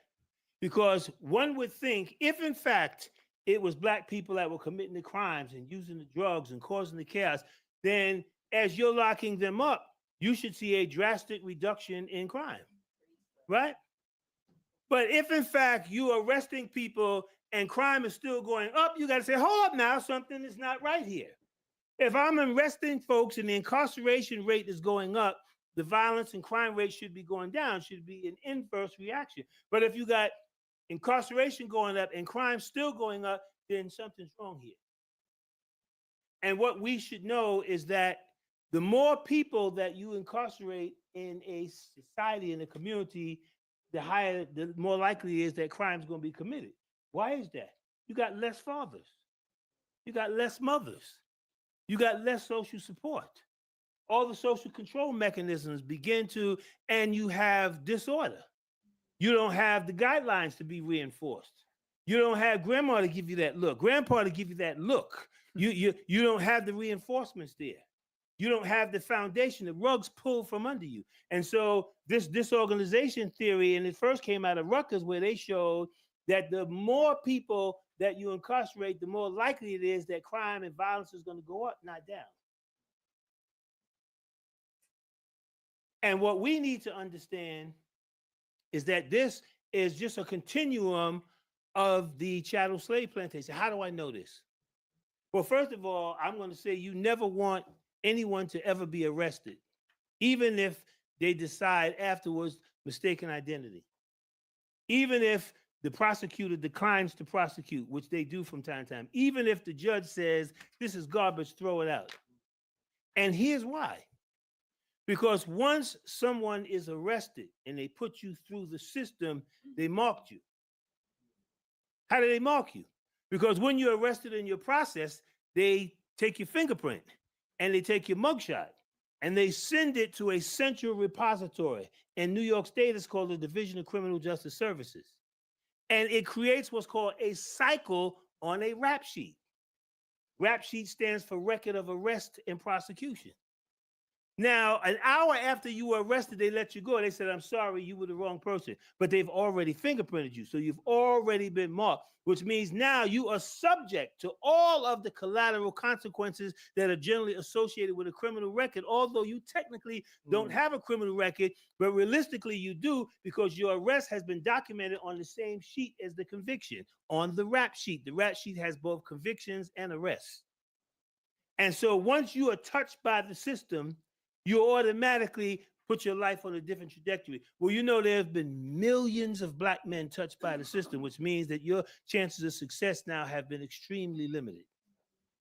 Just because you've been touched by it. And I'm glossing it over. If this was a different situation, I would go far more in depth, but I think you get it. There has been a relentless attack in order to put us back in the system. Now, here's the key. When they do decide that you have been convicted of this crime and they want to sentence you to spend time in a correctional facility, they have to initiate what's called transfer of custody. A transfer of custody means you're being transferred from the judiciary to the State Department of Corrections. Once that happens, you become a ward of the state, or boom, better yet, state property. So now they have, in a very insidious way, manipulate and weaponize the criminal legal system so that they can re-enslave you legitimately because you broke the law, allegedly. And let's go to the last slide. There is help coming. There's a non-traditional approach. And, you know, we're going to need everybody. We're going to need everybody in order for this to happen.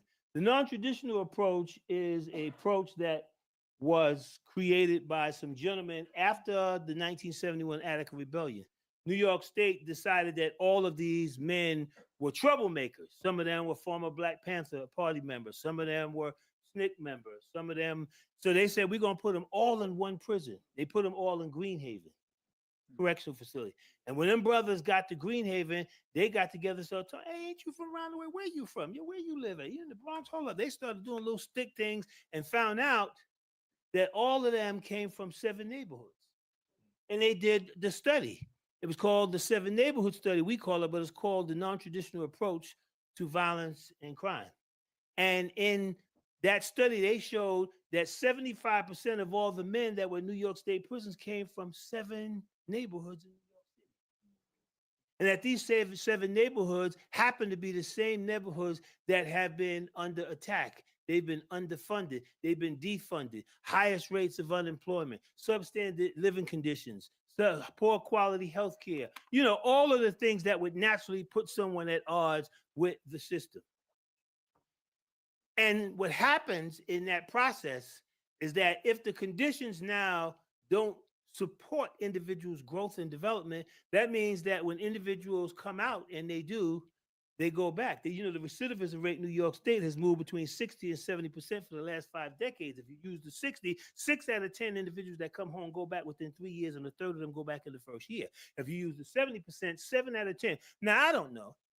But if you were a car manufacturer and you was the person in charge of the line, and 7 out of your 10 cars that came off your line were defective, how long you think you'd be working? Come on. Not very long.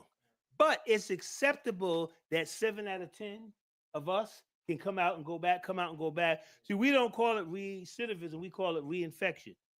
Because the harm is in the fact that it's a known fact that there's a relationship between poverty and incarceration. There's a known fact between education and incarceration. We used to think it was urban myth. But if you think it's urban myth, go to Google and type in 4th grade reading scores in prison and see how much stuff comes up on there. This is real. The school to prison pipeline is real. But the Children's Defense Fund back in 2006 said it wasn't enough for them to just look at the school to prison pipeline. They went beyond that, and they released a report talking the cradle to prison pipeline, saying they're already predisposing that our kids and our kids' kids is going to be in the prison system because the conditions that we know are ripe to ensure their entry into the system are going to be maintained. I really wish that I had the time to really go in depth, but I'm sure you get it. I'm sure you get it. This has been a perpetual, relentless assault. And the harm and the injury is immeasurable. We can't even, I know that our commissioner is going to do an excellent job and they're going to put together a package and but it's not about money, but it is, right? At the end of the day, resources are going to have to be made possible to move any agenda we want to move anyway. But the repair, could you imagine 300 years, 320 years of slavery and another 120 years Jim Crow racism, where you were beaten, where you were flogged, where kids were separated, mothers from daughters and fathers from sons, communities were undermined, resources were ripped out, you were hanged, you were hung, and everything that talked about who you are was negative. When the stock market fell, it was Black Monday, right? It's all right for you to tell a little white lie, don't you tell a black lie, right? The good guy wears white, but the bad guy wears black, right? Angel food cake is white, but devil food cake is black. Everything that's about you is negative and distorted, and they use that to try to promote the idea that you are inferior and that you're less than and you're subhuman and therefore you're deserving of whatever treatment that you're afforded. I told you don't look at the PowerPoint because that was for y'all, not for me, because I can't do the PowerPoint. I start getting passionate. I got 2 more minutes, right? We after we were so-called let free, the social workers never came. We still looking for the social workers. Where are the therapists? Because clearly you got to know we're traumatized. 300-something years of slavery, 120 years Jim Crow, and you ain't sent no. You don't think we need no kind of therapy? Now I tell you what. After all of that, I'm sure you're a little off. Excuse me if my behavior is a little peculiar. And I say, if you ain't crazy, you must be crazy. I'm gonna close by telling you a little story, and then I'm out of here. I know they want to open up for Q&A and all that kind of stuff. We long before the reports came out on the school to prison pipeline, we were working with young men, particularly, but also women as well in the public school system. So we working with little 3rd graders, and we went in there because the principal said they were acting out and so forth, and they want us to come in there and do this motivational thing we did. So we came in and we started introducing them to their ancestors and telling them that, we built civilizations and the pyramids, and we had extraordinary mathematical skills, and that you're genius, that the cure for cancer is in this room, and that you're powerful and you're insightful, and that you are the ones that's going to get us out of this mess we're in. So I'm really got them hyped up, and they hyped up, and I said, let me break y'all up into groups, and I want y'all to sit down in these groups, and I want you to draw where you see yourself in the future. They said, okay, yeah, sure. They got the little crayon, and they came back with their drawings. And one thing about 3rd graders, don't try to tell them what they drew. Let them tell you. So I looked at this thing, but one picture was clear. I didn't have to ask them. Little kids in a classroom with broken desks and old books and so forth, with a tunnel with little stick figures walking from the school right into the prison. I said, what?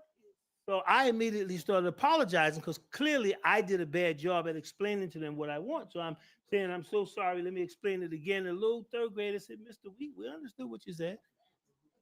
I said, well, I don't understand it. I'm the one that's got the misunderstanding because you're going to be engineers, scientists. I mean, you're extraordinary. You are powerful. You're ingenious. I mean, out of all the things that you could have drawn, why would you draw that? The little kid looked at me, had this strange look on his face, like I just dropped out of the sky from somewhere. And he looked at the little kid on his left and the little kid on his right, and he shrugged his shoulder. He said, "That's where we go, mister. Everybody knows that." So the harm has been so pervasive that they've now not only annihilated our present, but now they've started chipping away at our future. I mean, snatched the very hope out of the little third graders. He said to me, "That's where we go." And everybody knows that. Where you been, mister? I wish I had more time, but I want to thank you all for giving me this opportunity. Appreciate you. Thank you, Dr. Pryor. Dr. Pryor, Ms. Smith, phenomenal presentations. We're going to take, we are just grateful for your presentations. If you don't go too far, Dr. Pryor, Ms. Smith, maybe you can, okay, all right. I just want to make sure that we can get you in. I know the room is a little smaller, but maybe we can bring you up closer. Maybe we can make room for Ms. Smith here, maybe make room for Dr. Pryor over here so that we can ask you questions. And typically, we reserve questions for the commissioners, but we'll make room for 1 or 2 questions from the audience members. But I want to make room for my colleagues to my left and right to ask questions first. And online, I don't want to forget that we have Linda Brown Robinson online too. So first we'll hear from our commissioners. I have a question, but I'll wait for my colleagues. So are there any questions in the audience for our 2 presenters? We're going to go first. No, I just wanted to see if there aren't, then I'll okay. So I'll make a quick comment. I don't have a question, but I do have a quick comment, and I do want to reiterate and say thank you. Each time we come to a public hearing, we are educated and we learn something new or see it from a different perspective. So I really do appreciate the work that you do.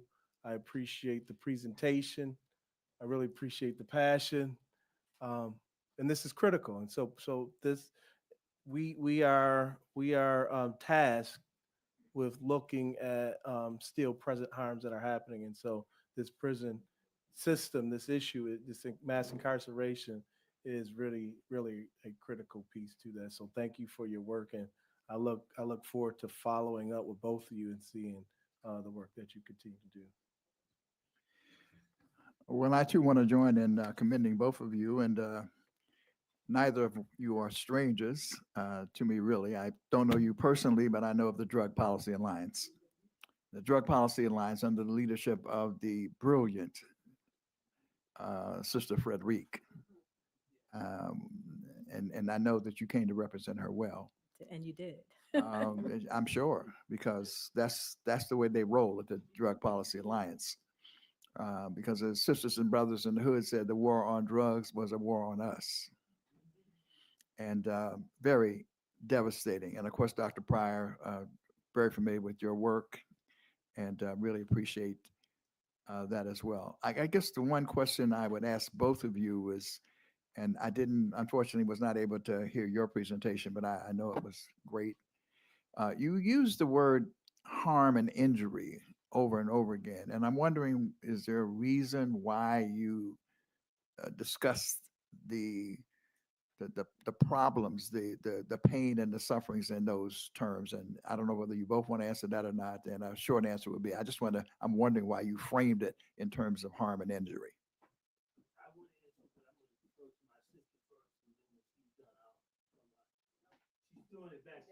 All right. Okay. We're getting you a mic right now. Yeah, I refer to harm and injury because there's been a lot of hurt. I mean, I could just talk about just the physical. We're trying to get a number on how many people were lost in the Middle Passage. Some people are using the 100 million number. I mean, how do you even quantify that? You know, I mean, what value do you place on a human life? More or less 100 billion human lives. That's just coming across the Middle Passage.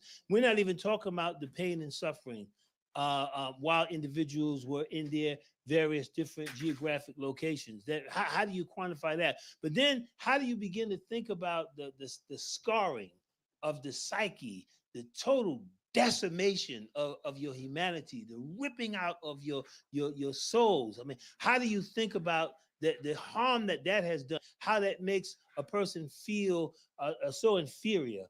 They come into a room with folks that don't look like them, and they still go to the back of the room. They're getting on the bus, you still going to the back. I mean, they don't feel they're worthy to sit in the front. And so that's harmful. That has caused serious and severe psychological damage, emotional imbalances. And we're wondering why they got ADHD in school, why they have so many personalities, because the social workers, we're still waiting for them. We'll take them if they come. We're still waiting for them because there's been no healing. So that's why I talk about injury and harm, because there's been no healing. So we have all of these folks, hurt people hurt. And we have all these hurt people who are hurting not only themselves, but other people, because there's been no intervention. There's been no clinical intervention. There's been no therapy. The social workers have not come, that we're still hurting. So there's so much pain. And this is the reason why I'm just so willing to give people the benefit of the doubt, because I understand the pain. And when you got a toothache, you want it to stop. Well, when you're in pain, you don't want to be in pain, and you do what it is you feel you have to do or you know how to do. And that's the reason why I'm always talking about the harm and the injury and the damage that was done. There's no amount. If they turned every dime the U.S. had over to us, it wouldn't even be 1% of what is deserved. I don't even know. I'm gonna be honest with you. I don't even know. You guys have a difficult job.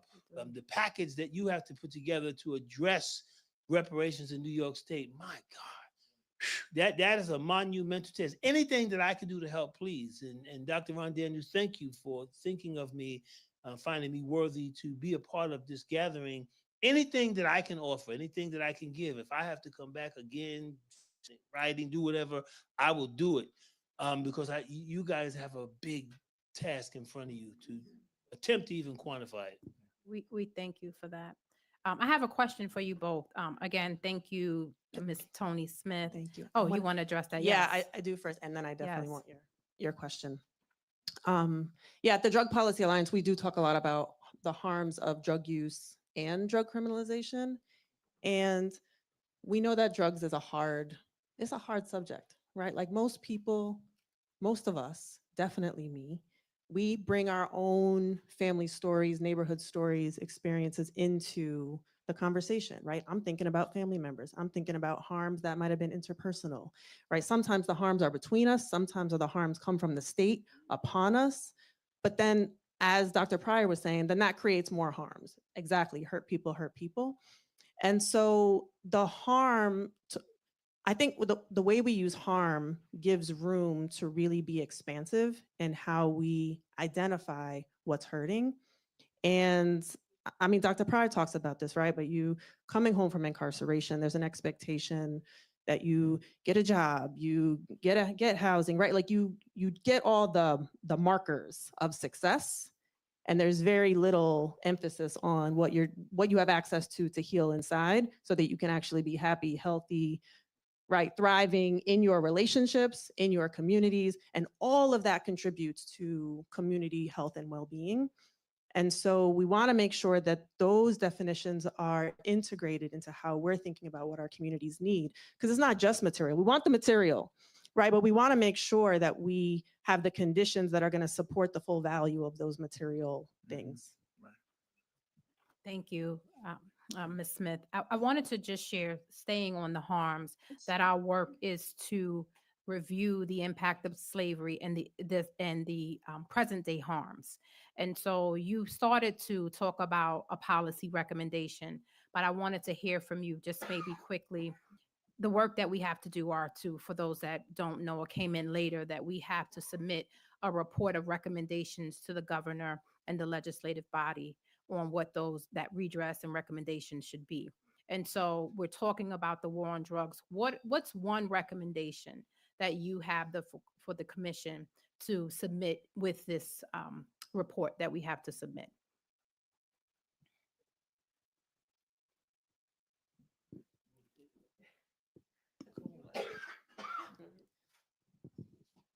There are a lot that we could Yeah. propose, right? And there are a lot of ideas that I shared.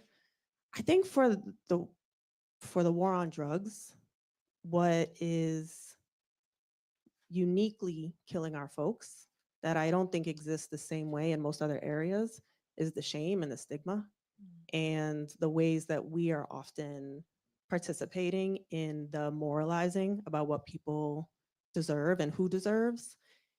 And so on this issue, a public redress, the acknowledgement of the harms, right? The release of the moralizing, the recognition that it was systematized and structural, and it still is really important, because as long as we don't address that, the drug war will keep being retooled over and over again in new ways that we don't identify immediately, because it's like, oh, we're not incarcerated anymore, but we're all under some other kind of supervision, and now we're failing at that. And now we, let's say you get material resources, but now because you have X, Y, and Z consequences, you now can't get a loan, or you have higher interest rates, or right, like you are excluded from certain civic spaces.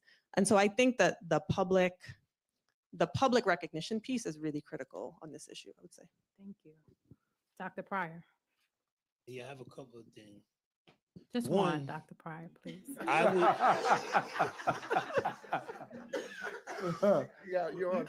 love. You I can love submit my the rest people. in I writing. swear to God, I do. Yeah. I love us. I would like you guys to recommend a list of offenses that young people should never get arrested for.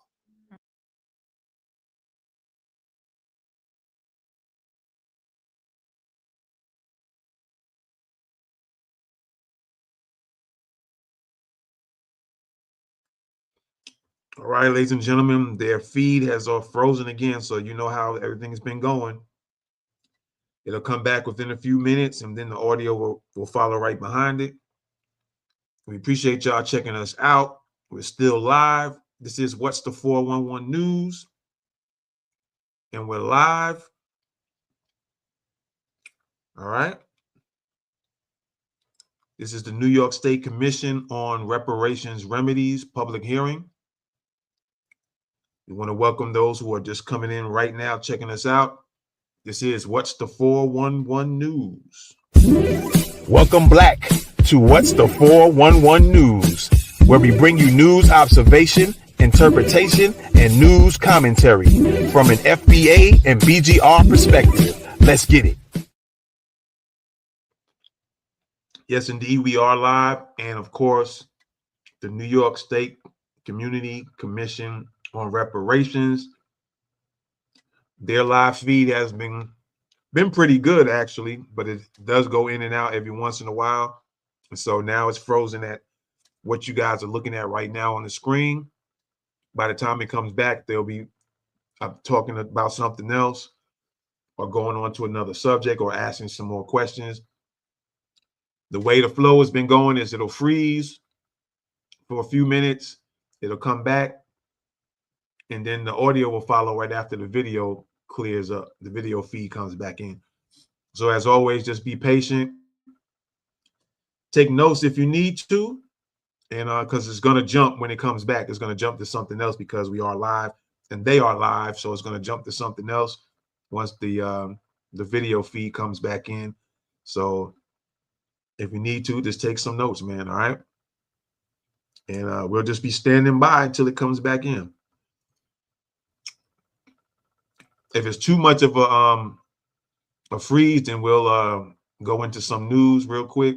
We'll keep the live feed on so you guys can see until it comes back. But I'll also go over some news that's going on in Black news. All right. Once again, this is What's the 411 News. Welcome Black. Welcome Black to What's the 411 News, where we bring you news observation, interpretation, and news commentary from an FBA and BGR perspective. Let's get it.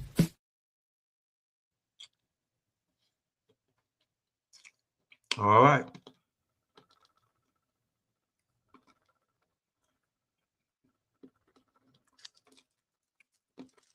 Real quick, we got some news. Some of y'all might remember this lady. I think she's from the UK. Sasha Johnson. I don't know if she still has connection with Phil Scott, but there was a time where they kind of linked up a little bit, if I'm not mistaken. And apparently she had got shot in the UK, I think. She was one of the activists out there in the UK.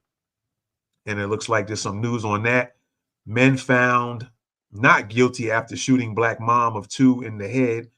Part of her brain was removed. All right. That was Sasha Johnson. I think she was one of the activists for, let me see. It says an African-American mother. I don't know if she was actually a foundational Black American or not, but I think she was in the UK when this incident happened. I just remember her from a few years ago. And once in a while, Phil Scott on his news channel, the African Diaspora News Channel, I think he's had her on, I think a couple of times for interviews. That was a few years ago. So, all right, let's see what's going on here in the news while we're still waiting on the feed. Trump labels Somali immigrants garbage. We all know we've been listening to that for the last few days. Let's see what else is going on. We'll kind of skip around on that. Trump wants to adopt Australia's retirement program for American workers. Okay. Let's look into that real quick and see what they're talking about in regards to that while we're standing by waiting on the feed to return. Okay. Let's see what's going on with that here. President Trump is exploring an Australian-style retirement system to help Americans save for retirement, saying it has worked out very well, quote unquote. The plan would require employers to fund retirement accounts automatically, similar to Australia's, what do you call it? Superannuation, a superannuation. In Australia, superannuation or super is the main way workers save for retirement. Employers contribute a set percentage of employees. Again, employers contribute a set percentage of employees' income into professionally managed funds, which remain locked until retirement. Employees can also add to their accounts. Now, a question that hits me right now is, now, what if that employee unfortunately becomes deceased while this is happening? Do their family members automatically get the money right after death, or where does that money go after that? That's one of my questions for that. It says currently employers must contribute 12% of an employee's pay, a gradual increase from 3% in 1992. These contributions are mandatory and only limited access is allowed before retirement. All right, according to a news source, the system has grown to hold about 4.5 trillion Australian dollars, making it one of the largest retirement funds globally. Australia's system was created to ease the financial burden of aging population. Experts say it removes pressure from future generations while helping people build their own retirement savings. A government pension acts as a safety net, but super is the primary savings vehicle. In contrast, the United States relies mainly on voluntary 401k or 401ks and Social Security. Employers may match contributions, but participation isn't guaranteed. And Social Security faces challenges as the population ages. Trump's administration is studying the Australian model to see if something similar could work in the United States, though adapting it to a much larger population could be complex. Australian super funds are also major investors in United States markets. I'm going to read that again. Australian super funds are also major investors in U.S. markets, which has brought additional attention from Washington officials. Advocates highlight automatic payments, broad coverage, and savings preservation as key factors behind Australia's high retirement savings rates. All right. So Trump is looking into Australia's retirement program, maybe adopting that for American workers. All right. Some of you might have heard of Michael Jordan suing NASCAR in a federal antitrust case. Who is this here? Trailblazing college president Dr. Mautra Staley Jones inducted into the Oklahoma Hall of Fame.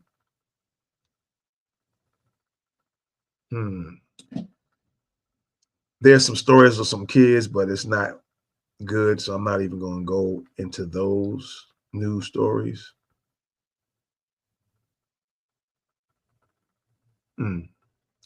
Yeah, there's several stories on the kids. It's not good as to what happened to them. Some black kids. Let me see. Black entrepreneur secures federal trademark for Goal-a-thon, announces 12-hour New Year's goal-setting event. Black psychologist releases 2 transformational books to heal, empower, and uplift our community. Rapper Megan Thee Stallion wins $75,000 defamation case against a blogger. I'm not going to read that, but off the top of my head, it's making me think like some folks, if they get to commenting online and stuff like that against some of these so-called celebrities, however the celebrities may be, or whatever they might be, actors, singers, rappers, whatever, they're going to start trying to get some money off of folks.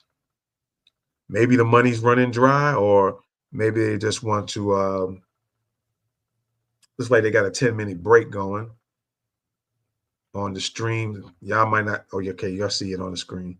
So yeah, it looks like they have a 10-minute break. A public hearing will recommence. That's good because we can get into this news right now. So what I was saying about Megan Thee Stallion, in that particular case, she won a defamation case. It might be one of those things where some of these artists or actors or whatever are going to be loaning their money, and I don't know what they're going to think they're going to get from somebody who just might be not on that same financial status. So I don't know what's going to happen with that. Celebrity news. Some of y'all might know Dame Dash criticizes 50 Cent's Netflix docuseries on Diddy, calls it nasty work. And a lot of you know about this case, about the pregnant black mom, the young black mom. Black mom says her pregnant daughter was ignored while in active labor because of paperwork. I know you're all aware of that.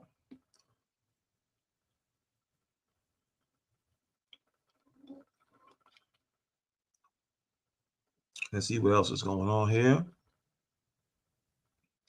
Hollywood star Tamala Jones joins forces with Raquel Riley Thomas to launch national self-defense movement for women and girls. Okay. Let's get into that one real quick. Let's see what's going on with that.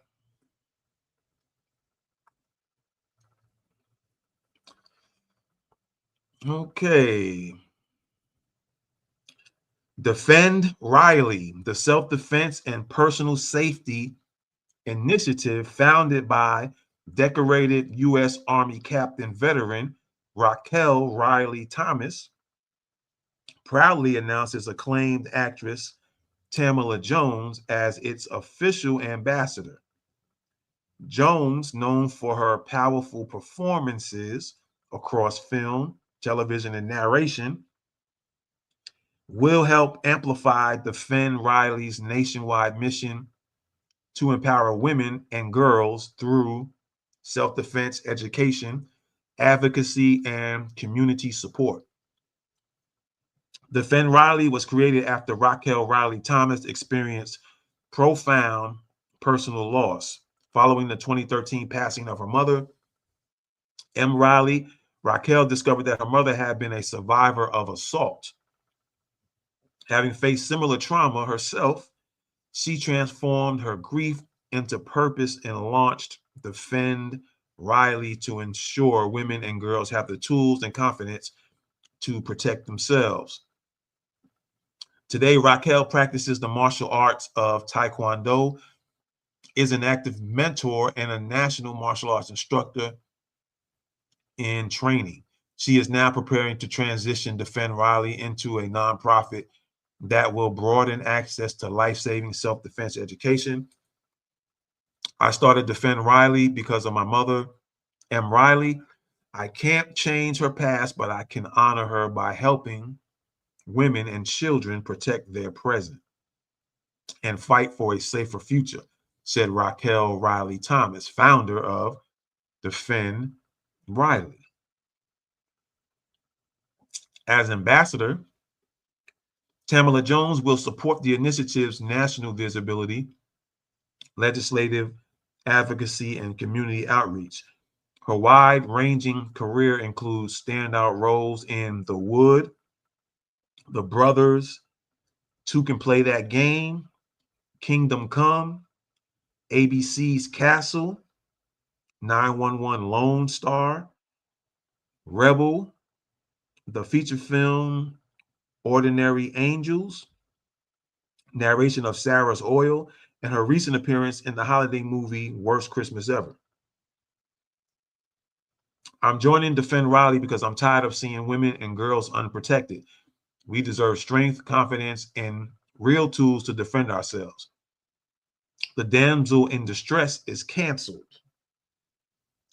Wait a minute, let me go back there real quick. The damsel in distress is canceled. It's time to take action, said Jones. The mission statement is Defend Riley empowers women and girls through hands-on self-defense training, personal safety education, and confidence building strategies. The initiative equips individuals with the skills to fight back, stand strong, and stay safe. Call to action is Defend Riley is advocating legislation requiring self-defense electives in all colleges. That's interesting. I'm gonna say something right after I read this about all this. I've been wanting to say something, but I'm trying to hold myself. Mandatory self-defense training in middle and high school. That's good too. That would be nice for girls, kids in general, in middle school and high school to learn. I say even in elementary school, man, to be honest with you. Supporters can help by signing the change.org petition, sharing personal stories, joining the Defend Riley Advocacy Network. You can follow Raquel Riley Thomas on Instagram at Raquel Riley Thomas. For interviews, please contact PR at AOAG. It looks like WLLC.com. That's PR at AOAGWLLC.com. All right. Now, real quick, that's good. That's actually beautiful. I would say it's good for women to learn how to learn hand-to-hand skills and stuff like that. Learn how to recognize and see when there are weapons available that might not look as your weapons, like your knives and your guns and your sticks and bats. But there's always weapons around you all the time, but people are not programming themselves or training to even just to walk around in your house, walk around outside and just recognize things.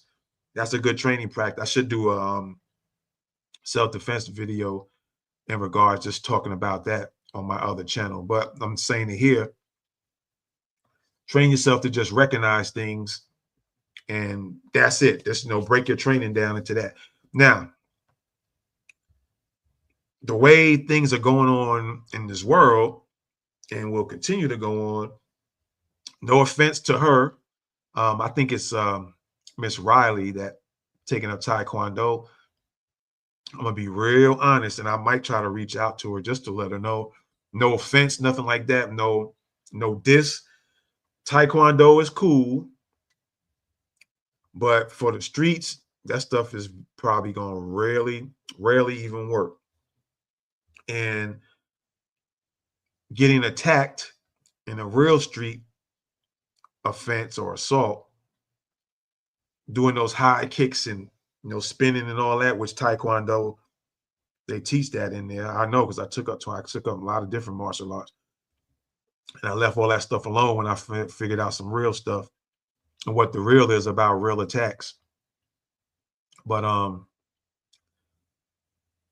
if you're going to train women, boys, men, girls, you really got to train them really real self-defense, or what some people call street reality based or stuff like that, or a word similar to that. The reality of all that is you really got to develop your mindset, because the mindset is different from a Taekwondo martial artist or a Brazilian jiu-jitsu martial artist or a mixed martial artist that normally fight in the ring and you learn some stuff. Even if they use it for the street, the mindset, you got to have a totally different mindset. Your mindset almost got to be that of like these guys in special forces, where their mindset is just a straight kill. They're not thinking about doing spinning this and spinning that. And their mindset ain't just on to get somebody to tap. So the mindset definitely got to be different. Real self-defense, real street reality based, or street self-defense, or take any word you want to use that's equal to that. You got to have the right mindset. And that's a fact. You got to have the right mindset. And a lot of people are very mistaken on learning these different things that you go to these schools, because they're not going to work in the street. And there's other factors that they don't teach, Taekwondo and BJJ and all of the other ones, and you just name it, karate, whatever. They don't train you how to deal with getting attacked by bats. They don't train you how to deal with if several people are approaching you. They don't train you to deal with just randomly out the blue, you walk into your car and someone runs up behind you and then points a gun in your face. They don't train you. They don't train you how to deal with them situations. So, and I don't know what her situation or her mom's, she just mentioned her mom was assaulted. It could have been by a boyfriend or ex-husband or whatever, which a lot of times that happens for somebody you know. And Utica, how you doing? I guess there we come to All that. right, we want to make sure that you have enough time to present your public testimony. And so we want to get back into position, into your seats, so that we could give the appropriate amount of time for individuals to present their comments. So if we could start to settle down just a little bit, so we could present. How has it been so far? Great. All right. All right. So I'm just going to wait for our chair to make her way back to the platform, and we will get started momentarily. Thank you once again. Thank you so much for showing up, and I'm hearing that the snow is coming down outside. Is it? No, I'm just saying what I heard. Because I'm gonna ask, could I spend the night here? I'm just gonna stay here. I mean, the food is amazing, the hospitality is wonderful, the energy is great. So I ain't going outside. They're gonna have to kick me out. So all right, let's give it up for our chair once again so we can get started. Thank you. Listen, I have some family here, so if we need to get some couches and pull outs, we can make it happen. All right. Well, with that said, I want to prepare for the next section. And this is the public testimony. This is the part where we hear from you. And I'm excited because we have a variety of speakers tonight. We have artists. I just got to see some of the artwork here. And it reminds me of the work being done in Evanston, where they involve the artists as well. And so I am grateful for you all being here tonight. And I'm going to introduce our senator. Senator Sanders will be with us. And I want to make sure before I begin to introduce him that he is here online. Can we confirm that? You don't see him? Okay. I'm going to come back. He's not on. Okay. So he's not on. So we're going to keep moving. And so I want to acknowledge, first of all, we are grateful to be in this great space today. And we want to acknowledge Mr. Courtney Muhammad, who is here. Brother Muhammad, we want to thank you for making space available. I bet you he's in the back doing some good work. But if you could let him know that we called his name and that we wanted to give him an opportunity for testimony. We have some invited speakers today. One was Senator Sanders, of course, Mr. Muhammad, and then we also have, and we're excited to have, Divine Prince of the U.S. Freedmen Project. And so here we have Mr. Muhammad. If he's ready, he can take the stage. If not, we'll go to Mr. Prince. But it looks like you're ready. Let's give Mr. Muhammad a round of applause. Thank you, Brother Muhammad.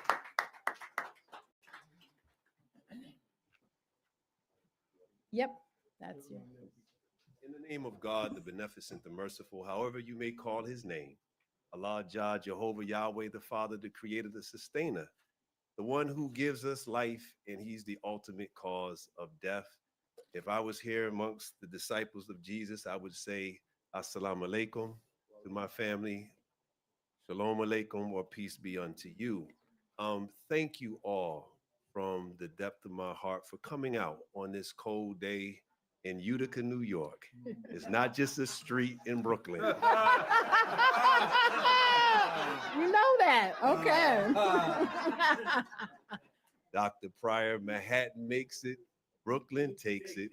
I'm gonna stop right there. And I'm gonna go Be off. careful what you say about Brooklyn now. You know, that's my hometown. Don't go too far.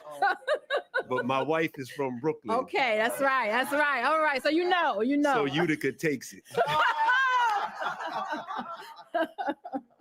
You know, and I'll be very brief.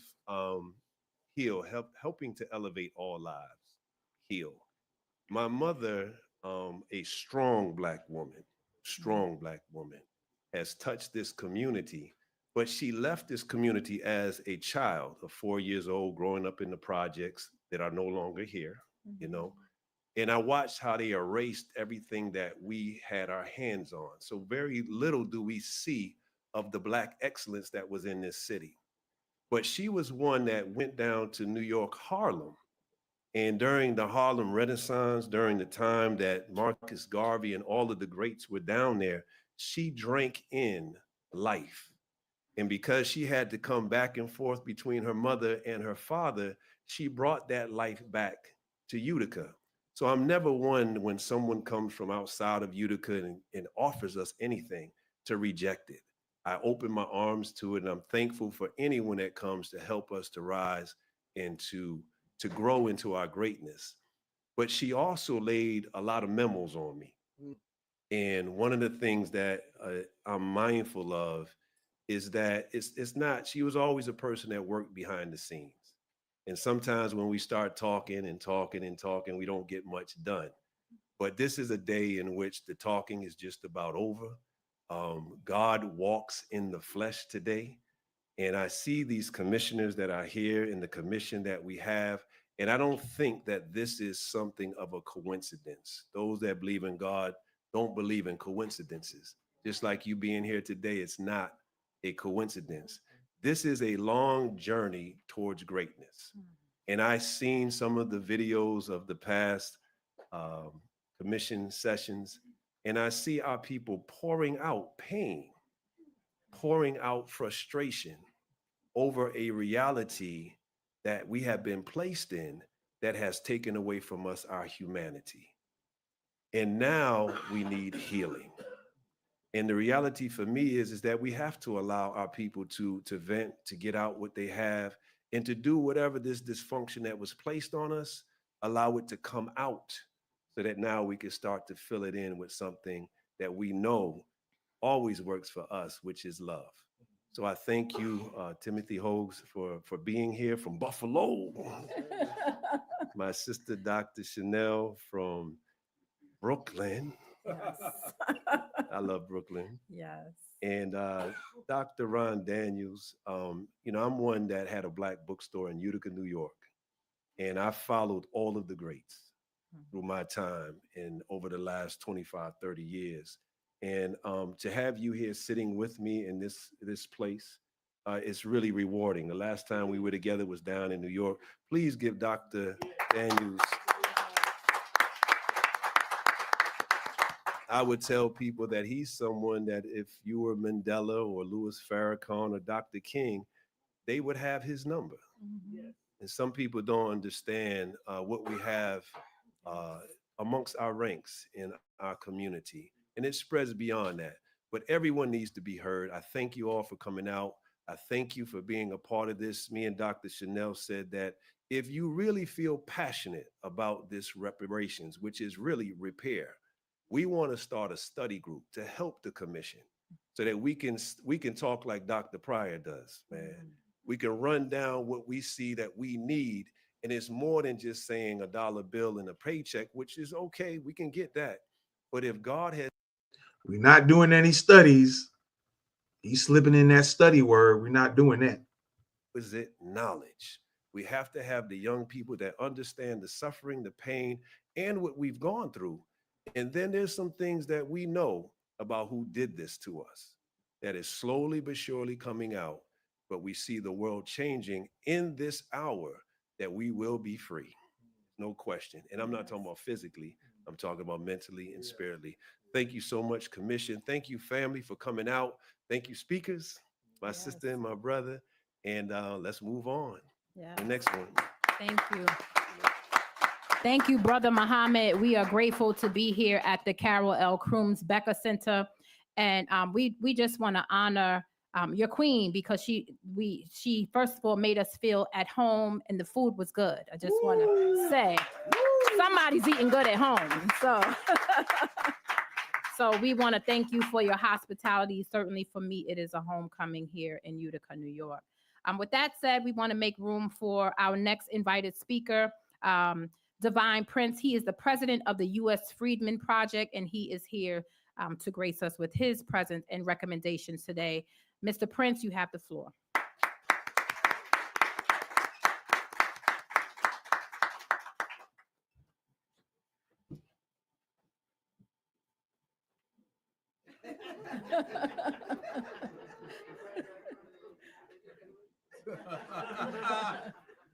That just goes to show you I am great at following directions.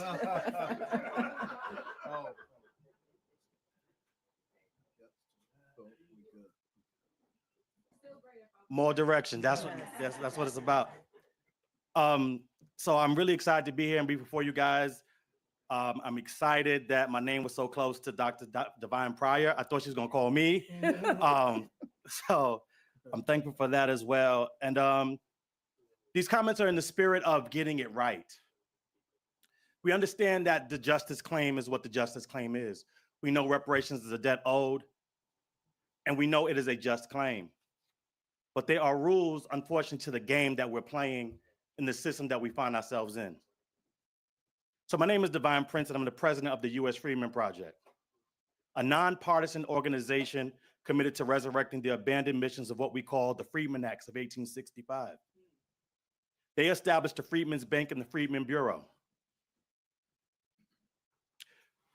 And we're the only organization in the state of New York advocating exclusively and solely for those Black American families that survived enslavement and Jim Crow and all the badges, incidents, and vestiges of slavery.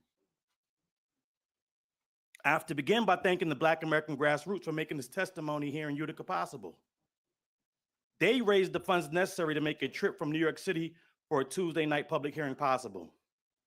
I'm also from Brooklyn, New York, and I'm glad to see that Utica is not just a street in our city. See, the white philanthropic foundations in this reparative justice space, like Liberation Ventures, the MacArthur Foundation, and others, do not fund those of us fighting for lineage-based reparations. They do, however, fund organizations that are fighting for race-based, unconstitutional reparations. And we all need to ask ourselves why that is. But I digress. I want to use this time to present recommendations for this commission.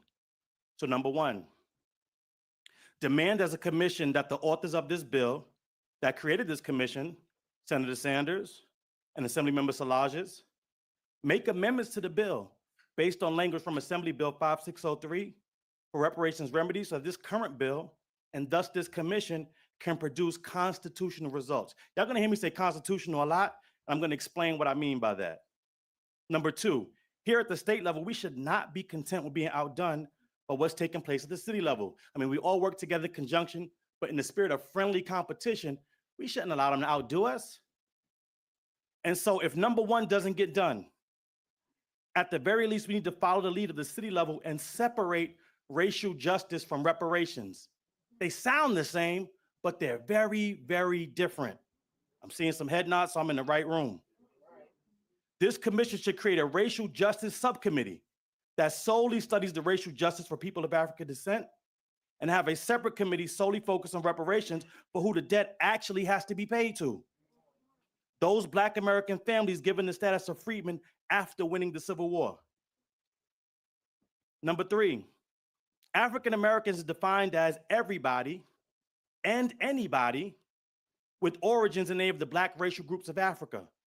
That means continental Africans are African American, Afro-Caribbeans are African American, Afro-Latinos are African American, Afro-Asians are African American, and then Black Americans, or who I've said and labeled as American freedmen, are also African American. The second part of that trick bag is that we're the only category that's labeled a racial group. I'm gonna get to that in a second. So this leaves Black Americans without an ethnic group recognized by the federal and state governments with which to write legislation or receive specific set-asides, resources, or contracts. We recommend that this commission demand that Governor Hochul support and push the disaggregation of data in New York State.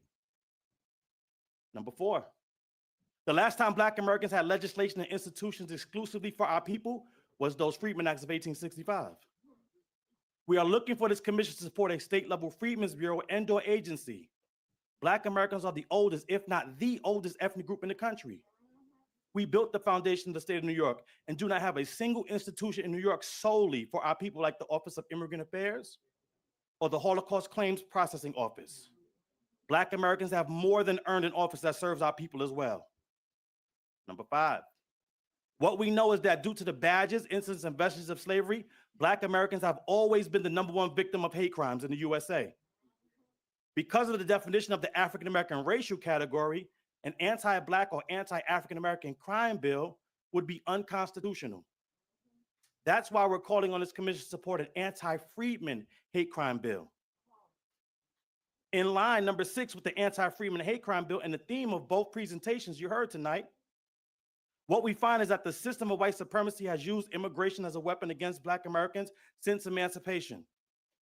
So we find a number of immigrant groups that have committed those hate crimes against us freedmen, like the Irish during the draft riots, or the crimes due to the Italian mafia, or the Jamaican shower posse that brought drugs and murder into the Black American communities during that war on drugs. We recommend this commission bring in Andre Barnes of Numbers USA to present on the effects of immigration on Black Americans. And in closing, I want to make the final and more informal recommendation to the commission.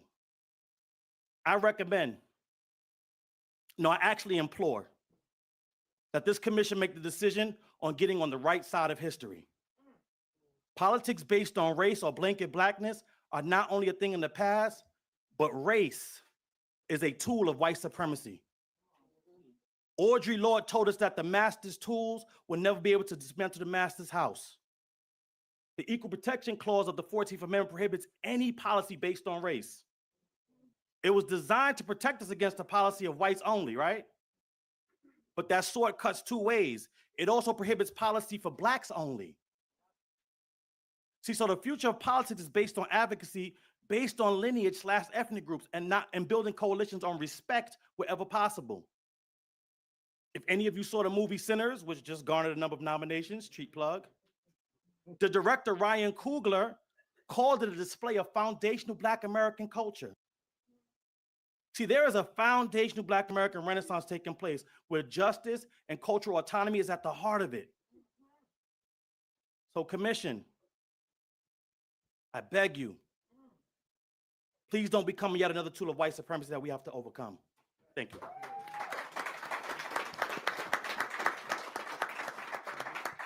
Thank you, Mr. Prince. With that, we will open the floor to those were invited speakers. And so now we will open the floor to those that have signed up for public comment. If you have not signed up for public comment, you still have an opportunity to sign up. So I want to apologize in advance if I mispronounce your name. You're writing with your handwriting. And some of them are difficult to read. So I apologize. But when you go to the microphone, if you can correctly say your name and where you're from, we'd appreciate it. So I'm just going to call the first name. Okay. Liz Marie, you are first. So Liz Marie, welcome. Thank you. Good evening, members of the New York State Reparation Commission. My name is Liz Marie Montemayor Robles, and I represent the New York Civil Liberty Union's Racial Justice Center. I'm a community organizer based in Syracuse. My work has included leading community forums, grassroots capacity building, and serving as a research assistant for community engagement. Through my work, I've learned that there is a historical through line from slavery to lead exposure. And tonight, I'm here to highlight the impact of lead on Black families across New York State, where toxic exposure has created a host of health and educational impacts. Lead is a powerful neurotoxin that can cause permanent damage to the brain, heart, bones, and kidneys. It is also known to cause reproductive problems, nerve disorders, seizures, and in extreme cases, death. Children are especially vulnerable as their brains and bodies are still developing. We have seen exposure in children cause lifelong learning disabilities. Exposure happens in familiar places through soil, dust, contaminated water, and lead paint. But the burden of exposure is not evenly shared. In 2023, Black, Asian, and Latino children in New York City made up 85% of children under age 6 with newly identified elevated lead levels. And exposure also happens Is she outside trying the to home. crowbar A in 2022 study Latinos? found that even after improving lead fixtures in schools, Black children were still more likely to attend schools with lead-contaminated fixtures. Levels of Black children living in racially segregated neighborhoods remain higher than in children living outside those communities. In Syracuse, lead poisoning is a crisis for Black families due to its aging and poorly maintained housing. More than 13% of children in Brighton, a predominantly Black neighborhood in the south side of Syracuse, had elevated lead levels. And in 2024, over 195 Black children in Onondaga County were found to have elevated lead levels compared to 70 white children. Similarly, in Buffalo, Black residents overwhelmingly reside in older housing with deteriorating paint. In 2020, the city of Buffalo accounted for 3 of the 4 zip codes in New York State with the highest percent of elevated blood levels. According to a 2018 study, children living in predominantly Black neighborhoods are 12 times as likely to be poisoned by lead than children living in white neighborhoods. And right here in Utica, the neighborhood of Cornhill was home to a mostly Black community by the late 20th century and was called a red zone by health officials for its dangerous lead levels.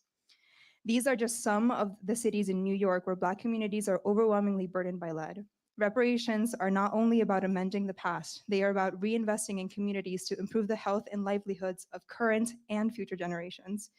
The state must acknowledge its actions, which contributed to the disproportionate exposure of lead in Black communities, as Black children deserve homes that nurture them, not poison them, and the history of New York State demands nothing less. Thank you. Thank you, Liz Marie.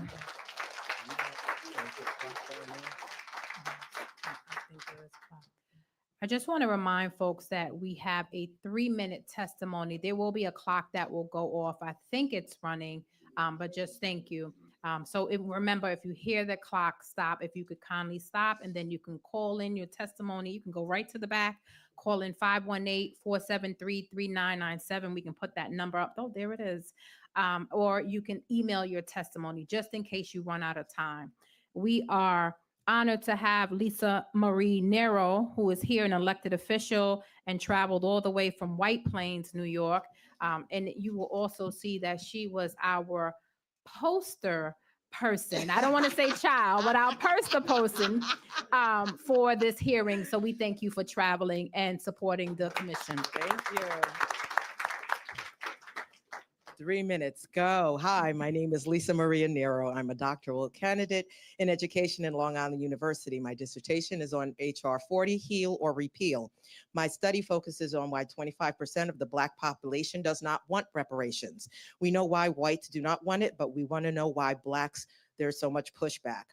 I'm here to provide a researcher's view on the war on drugs and examine the vast differences in the response on the war on drugs versus the opioid crisis. And of course, this was so in detail by Dr. Tony Smith and Dr. Pryor. Let us examine the funding resources between both the opioid crisis versus the broader war on drugs. We are looking to collect data and by race, by geography, substance type, and then that will reveal the blatant disparities. We need to compare the health outcomes, treatment, access, also versus criminal justice outcomes. Use these findings in these studies to guide integrated policies that combine public health responses and fair and proportional enforcement. On a second note, after 36 years, we are still trying to create a viable solution. Beyonce gave us the answer in her song, My Power. This is that kinfolk. This is that skin folk. This, that war, this, that bloodline on the front line, ready for war. Plantation owners encourage enslaved women to bear children to maintain their labor force. And this relationship was marked by significant power and imbalances in exploitation. Thank you. The relationship varied as slave girls could be the object of older children of the owners, of the brothers and the cousins, the non-family whites in contact with the slaves as such as an overseer. Thus, slaves could be the children, grandchildren, or the uncles of slaves, as well as unrelated whites. What I suggest is that for feasibly to calculate the reparations and compare it to the generational wealth of white children, and then you compare that to the child support due the Black children. And at that point, your millions of those who were raped follow the bloodline, and then you follow the money, and then that's one recommendation that would make the determination at least 17% is due. And when you look at the lifespan of that child and the family, and the government owes each individual and that descendant of that 20 kids, then guess what? That's your repair. Oh, thank you. We thank you. So this writing is super small, but I know it's Natalie. So Natalie, thank you for being here. I think so. If you write small, Natalie Williams? Okay. I don't know.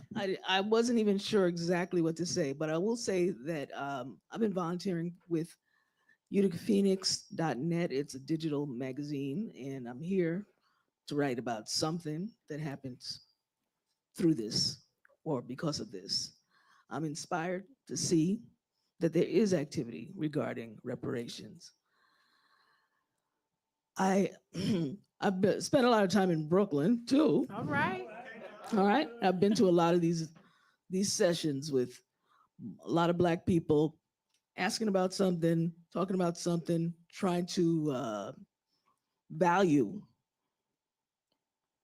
the epic experience that we have gone through in this country and other countries due to slavery, discrimination, and everything in between. And yeah, looking at this neighborhood, She slipped in in other any black countries. neighborhood you go to, because if we travel, we'll travel in very specific circles. It's been designed for us to be penned into these neighborhoods.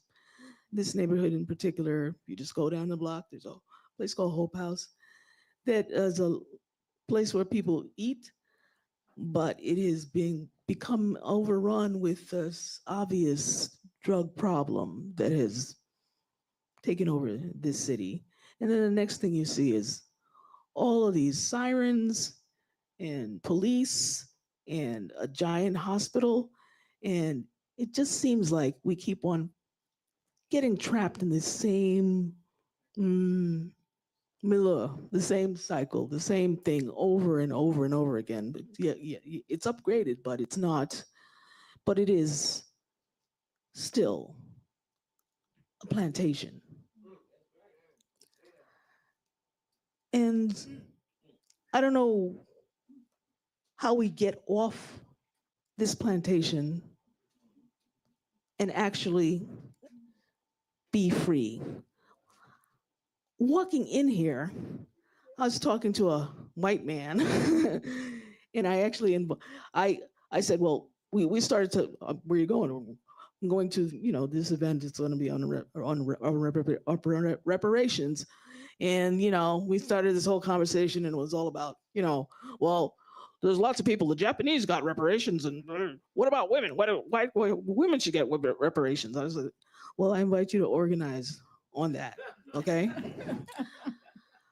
So the conversation goes a certain way when we are surrounded by each other, but when you are in conversation with somebody who is outside of it, oh, Thank you. time's up. Well, time's up, but you are welcome to submit your testimony or call in. You can go to the back of the room and call in your testimony and finish.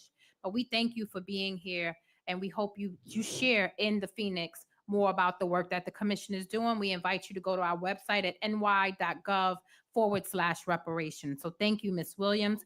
Next, we will hear from Kamaz Fardan, and I apologize if I've said your name incorrectly, but you'll correct us at the microphone.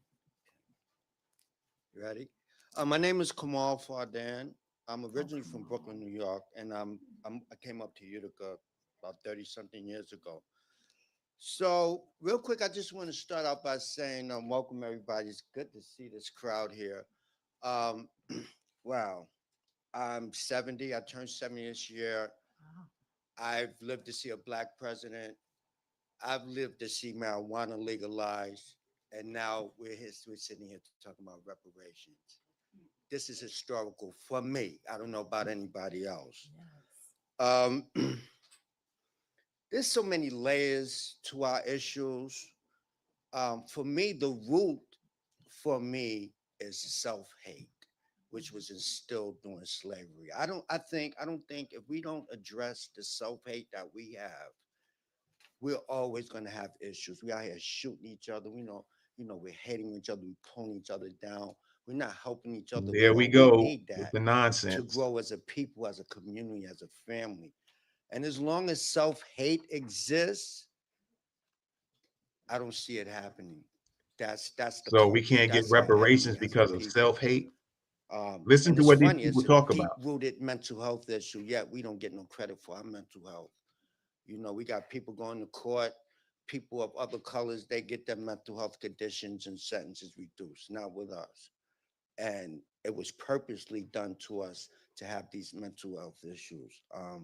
So for me, that is the root. When it comes to prison reform, I just have to speak on that in light of what happened right here in this area with Robert Brooks. Mm-hmm. It opened up a Pandora's box. I'm formerly incarcerated.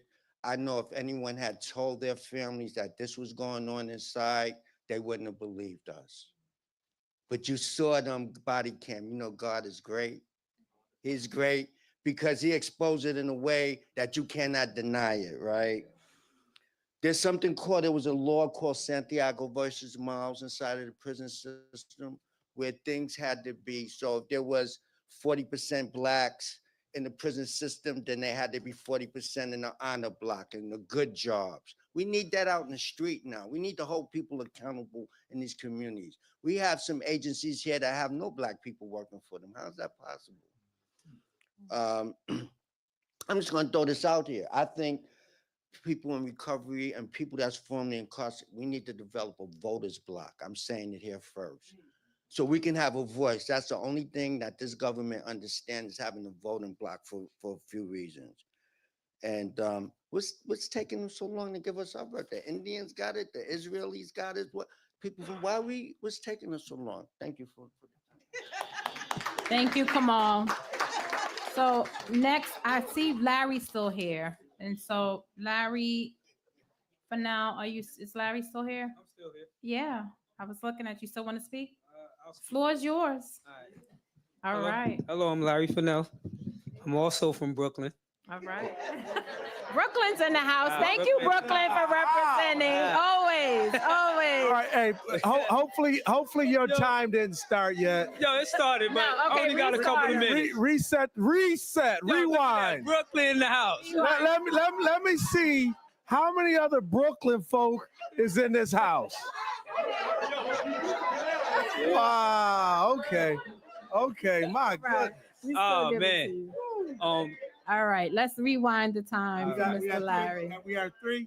I'm not gonna be long. All right. I would like to say it's a blessing to have you guys come up here, because I think what the problem is up here is that we don't talk about reparation up here.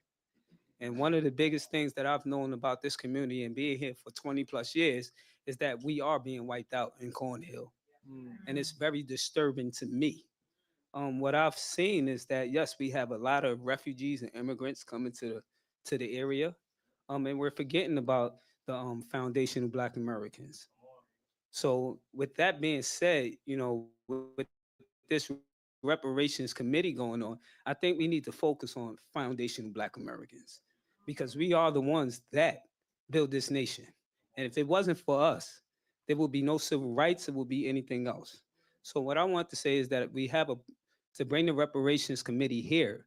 I think that is very important that we watch out for the language that we use.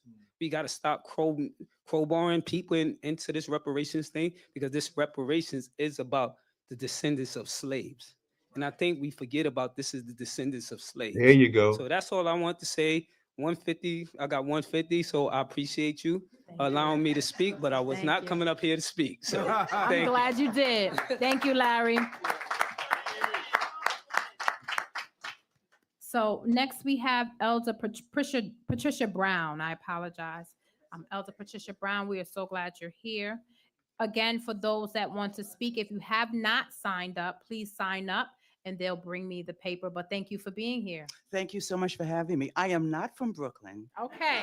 We still love you. We still love you. I am, however, from Queens. Okay. I'm from Queens. All right. My best friend is from Brooklyn, so I've been in Brooklyn a lot. But I just wanted to say it. I don't live in Utica. I live in Rome. Okay. Which is the next town over. And I've been able to do some things in that community in Rome. We're the minority there in Rome. So I've been able to, by the police commissioner, I was able to go in and speak to the police officers about racism and various things there, answer questions that they had there. But I really want to focus on the fact that for a number of years, I worked in Proctor High School, which is the high school right here in Utica. And I specifically worked with kids with disabilities for the most part. And the thing I just wanted to say is that what really came out of it for me was the humanity piece. We have a lot of statistics and a lot of numbers, but I looked at faces every day. And the children that were in Proctor at the time that I was there, I was one of the workers that came into Proctor. I was the only one of color that came into Proctor, and I was the only one of my age. We had a lot of young people that were there working with the kids, and it was kind of a shocking thing to have someone with a little seasoning in lives to come in there and work with the kids. What occurred was that I became an auntie to so many of them. And as a result of sitting down with the kids and letting them know how much I appreciated them. Every time I saw them, my face would light up. I made sure they knew that I appreciated them. And it opened the door for me to be able now, not just to speak to them, but they started introducing me to their parents, who many times were on drugs. Many times were on drugs. And it opened the door for me to go in there and to start to speak to them and to work out certain things with them in the community also. So I'm talking grassroots here. That's what I'm really talking about, is grassroots. And to put together some things where we go into certain places and just be us. Just go in there and share who we are, so they can see our faces, and to build on relationships with them, not just do one-shot deals, but relationships with the kids. I've worked from preschool all the way through in suggesting things to teachers of how to deal with our kids. So that is really all I have to say, that we just need to really sit down and think about it. The doors will open. I believe that. I'm a preacher in Rome, and I know God's got this thing right here. All right. I know God's got this thing, and we are just going to continue to walk through the door that he opens for us, and no man can shut a door that God opens. All right. God bless you. Thank you. Thank you, Elder Brown.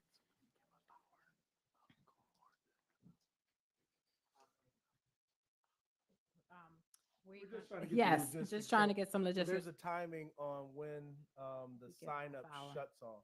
It's a half hour. Half hour, Okay. yep. So at 8:30, We're going to close the sign-in sheet. if you haven't signed up and you want to speak, you want to sign up before 8:30. So Chantel Williams is next, and we have plenty of time. So if you are encouraged by what you heard and you still want to get up and speak, you have time. So please go up to the back and sign in so that we can hear your testimony. But we're glad you're here, Chantel. Thank you. Good evening, members of the New York State Reparations Commission. My name is Chantel Williams, and I represent the New York Civil Liberties Union's Racial Justice Center in partnership with New Yorkers for Reparations. Black life in Utica has been shaped by one consistent truth. The state stripped Black people of their humanity and then used that same dehumanization as a reason to criminalize them. That pattern began in slavery, and its logic remains alive in our institutions today. In 1806, a newspaper right here in Utica ran an ad that read, "Negro wench for sale, a strong, healthy wench, about 24 years of age, capable of any work. Apply at this office." Black people were treated as commodities to be sold. That mindset was reflected in the foundation of Utica and in Utica's early power players, such as Arthur Breeze, the first surrogate judge here in Oneida County, Jonas Platt, the first county clerk, and later New York Supreme Court Justice, both of whom were enslavers. These are the people who helped build the legal and political foundations in this region. So from the start, Utica's institutions were shaped by a belief that Black people were property, not citizens deserving of protection. And we see that belief operating even after the end of slavery. In 1837, 2 Black men living free in Utica were seized under the Fugitive Slave Act and held in a local courthouse by slave catchers. Black residents broke down the courthouse doors to free them because they likely knew the men would be transported into slavery no matter the evidence presented. Because the legal system was designed around the priorities of enslavers and monetary gain, not the protection of Black people. And that logic didn't end there. You can still see it in the data today. In Utica, despite making up only 15% of the population, Black people make up 49% of people arrested. From 2013 to 2023, Black people were 4.6 times more likely to be arrested for low-level offenses, non-violent offenses, than a white person. These numbers are not accidents, they are predictable outcomes of generations of policies that targeted, surveilled, and criminalized Black communities. And that same foundation shapes all facets of Black life, including the conditions in which Black families have been forced to live in today. You heard my colleague speak earlier about the effects of lead poisoning in Utica and how many Black people here have been impacted by lead poisoning, likely impacting brain development and impulse control. So what I ask the commission to recommend is that the criminal legal system take into consideration these harms, such as lead exposure, as a mitigating factor in sentencing. Thank you. Thank you. Chantel, if you would be so kind, if you can also email your testimony, that would be helpful to the commission. But thank you. Next, I have Venus Reddick. If Venus is still here. Venus, we're excited about your presentation because she's an artist. So we'll have you take the mic. Thank you, Dr. Yes, Chantel. we're Chanel, and we're going to give you the microphone because everything has to be on a microphone. So if someone would be so kind to hold the microphone for Venus, and maybe Venus, if you can go to the middle of the room. I know. Okay. Can we get her on camera? We just want to make sure you're on camera as well. I don't know. I'm holding this upside down. Thank you. Am I holding it upside down? Okay. All right. So this piece right here, I created. It's a prophetic piece I call Gratification Deferred. And it's an illustration of a lot of the injustices that we've already experienced and been given promise that we're going to have restoration made. And then it got taken back, as you can see by the rejection in the corner with our lady who shackled to the desk. But this piece was what was based on 2 Corinthians. Oh man, it's in 2 Corinthians, but right now my brain is frozen because I get a little stage fright.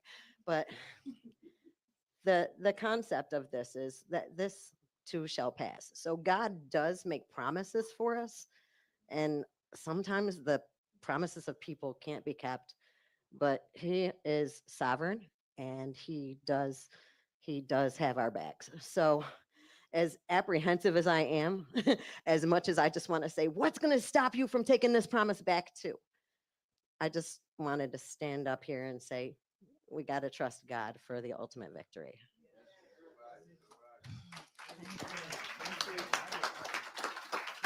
Can you turn, Venus, can you turn it around for the commissioner, please?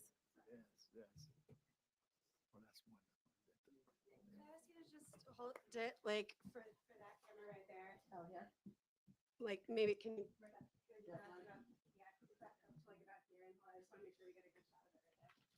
And I believe that's 2 Corinthians 4:17. That is it. Thank you. All right. Thank you for sharing your artwork with us. Next, we have Jerome McKenzie.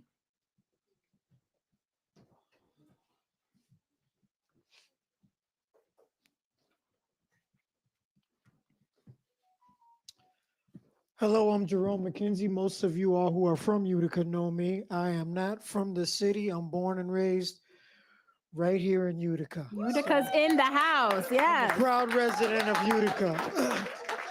I've been around the planet a couple times, but decided to come right back here and raise my children. I want to thank you all for coming here and sharing your information. I didn't know how to feel about people coming here and talk about reparations. That bean soup was good, y'all, and hot, and very hot. But I didn't know how to take it because it had been mentioned so many times that I wondered how can people get serious about it when they come talk about it here in Utica, New York. But just real quick, so you know a little bit about me, is I'm a 6-year councilman. I did 6 city budgets here in Utica. I've been a New York State delegate 2 times to nominate Barack Obama for president on both of his elections.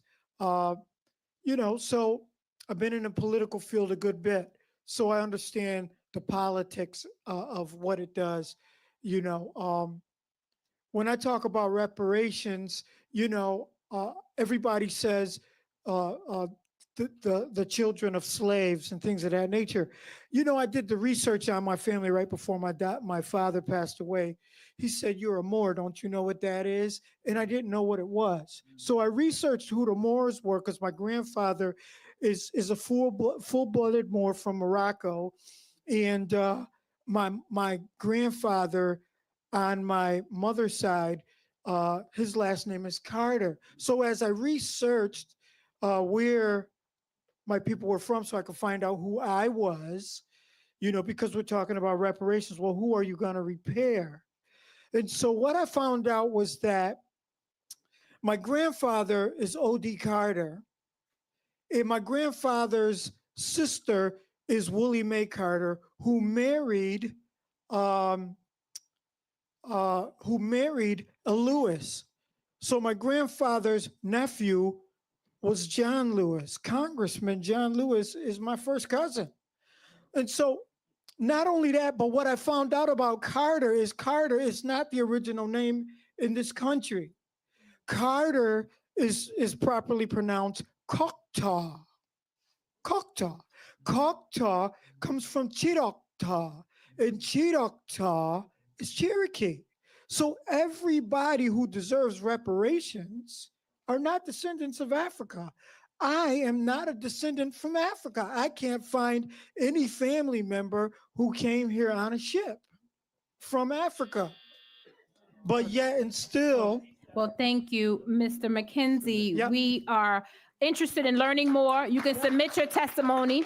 You can go to ny.gov/reparations, or you can go to Reparations Commission at reparations.ny.gov, and you can submit your testimony, because we'd love to hear more about that, because I think you have some important things to share. Next, we have Brooke.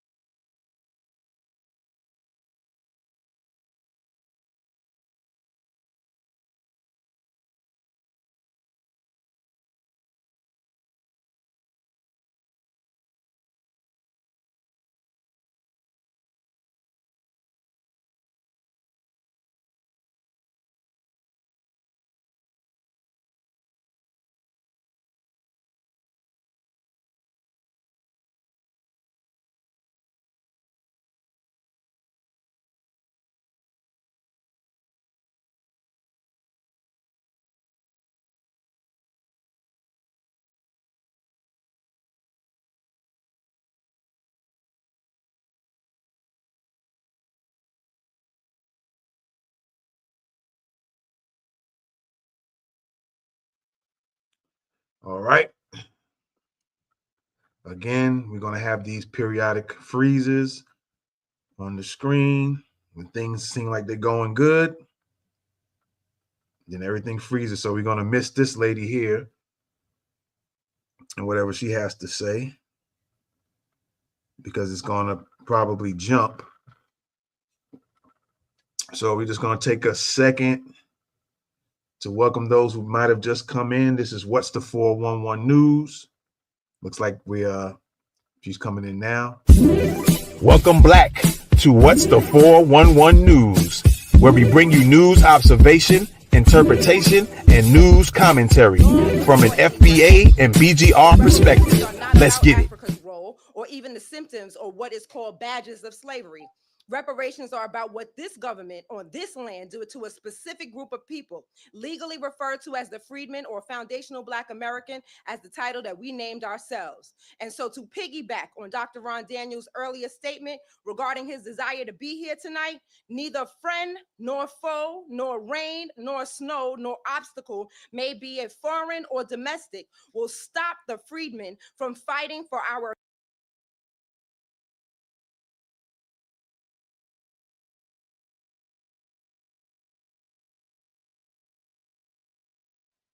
Looked like she was getting on a roll and get frozen again. So real quick, there has been a lot of from fighting for our reparations. geographic. If you look at the, Yeah, there we go. We jumped. There's been a lot of if you foundational look at the Black shape of the Americans map, it's the mentioned. same shape as the United States, but that's another conversation. So good evening. My name is Sparkle Denise. I am a community advocate, birth worker, and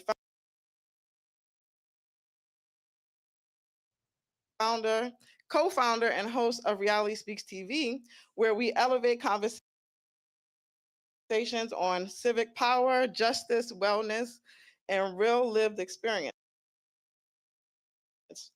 I thank the commission for this opportunity to speak, and I'll be remiss not to state the Carol L. Kroom Center right here, the Business Education, Cultural and Activity Center. Thank you for hosting this. I'm here to talk about why reparations, this conversation is actually inspired by Venus the artist. So I'm here to talk about reparations tied to the war on drugs. It must include permanent no take back protections. And I speak not only from policy, but from personal experience, because I have lived the double standard of this so-called war. When addiction affected Black and Brown communities, it was treated as a crime. It brought prison, it brought family separation, it brought criminal records, it brought generational poverty. Now that addiction affects more white communities, it is treated as a mental health crisis. Same disease, different response. One side gets handcuffs, the other side gets counseling. And the damage done to our communities was not temporary, it was generational. So when we speak today about reparations for racially discriminatory criminal justice policies, including the war on drugs, the real question is not just will the state make it right? The real question is how will the state make sure it can never be taken back?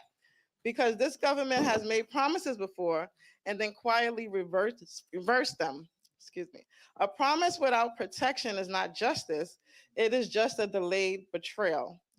Reparations connected to the war on drugs cannot be built like a temporary program that disappears with a new administration. This must be built like permanently into legal rights. That means permanent law, not executive discretion, locked in funded, not yearly budget fights, court enforceable protections, not political promises. And once repair is received, it must become a legal property right, not a benefit that can be revoked. Because what is given as repair for state sanctioned harm must never be subject to political mood. We must also be honest about the real danger. The danger is not always loud repeal. The danger is quiet defunding, slow delays, narrowed eligibility. Thank you, Sparkle. but please submit.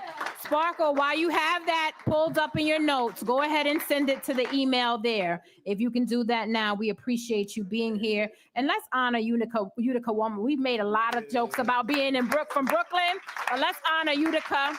So thank you, Utica, for coming out tonight. I am grateful for Utica. I have a lot of great memories here in Utica. So Jamal Williams is next. Jamal. I'm sorry, Jamal. Jamal, thank you for being here. The floor is yours. We'll wait till you get to the mic before we start your timer. All right, Jamal, thank you. Peace and love, everybody. It was hard for me to come up with an idea since it was just so sudden. So I say reparations calls for common ground. Growing up, I seen a lot of division within our people. Me being a victim of that, saying I grew up on the east side, so on and so forth, gang activity, whole bunch of misled education, I'd say. So I feel like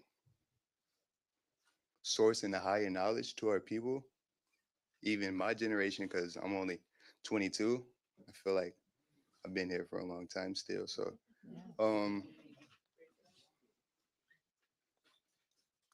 like I said, just finding common knowledge to our future generations, our past generations, the current generations that's here now that are still looking for education or needs education. It's a song that I like. It's a Kendrick Lamar song. It's called called Sing of Me, I'm Dying of Thirst. So thirst being the knowledge or the love or the feel for our people to find better days. So that's pretty much where my mind is. Thank you. Thank you. Jamel, we thank you for your testimony and thank you for sharing that with us. Next, we have Neek Dean. And again, I apologize for any mispronunciation. Okay. Hello, everybody. Hello. Is that the bean soup? No, it's coffee. Okay. I was going to say, save me some on my ride home. All right. Let's make sure we start her time at 3 minutes. No, I got it. Thank you, All though. right. I want to thank everybody for coming out today. I want to thank you guys for thinking of this place to hold this event. And I actually want to thank Jamel because I kind of forced him to come up here. And I did not tell him what to say. I told him to think of something. And it was the perfect segue to what I was about to come up here and say. So look at God, right? So my recommendation for the committee is that what should be included is that the foundational Black American people in America should be able to autonomously educate their children. We should be able to set up independent schools where we decide the curriculum and which way we want to direct our children without the Department of Education micromanaging what we teach them. As we know right now, I work at a community center right here on James Street, rebuilding the village. I also work for an organization called the Street Team of Central New York, as you see on my jacket. And what we find is that kids in the 10th, 11th grade can barely write legibly. They can't spell. I had a kid teaching them how to fill out an application, and he asked me what spouse meant. And we are made to believe we're unable to educate our own children, but I would have to give honor to Brother Courtney and Sister Tioka, who have educated their children and have a daughter in Howard University, have a son that's a doctor at the Wynn Hospital over here. He went to medical school at 16 years old, educated by his parents. So we have the power to educate our children instead of sending them to schools where they're taught they're nothing and their history is nothing and something to be ashamed of. Because I don't know about anybody else in this room, but I'm not ashamed of my family's history and where we came from. As a matter of fact, I'm proud that they were able to endure and maintain and sustain so that I could be here talking to you all today. So I would like to thank y'all all again and again give honor to Sister Tioka and Brother Muhammad. Oh, I also want to mention that I also homeschool my children. I pulled them out of school. My oldest two, my youngest children have never been to school. But my oldest two, my son is a nurse. My daughter's in nursing school. She graduates this May. So we can do it. We can raise our own children. And we can teach our own children and put them on the path that we want them to be on. And just so y'all know, I was born in Brooklyn, raised in the Bronx.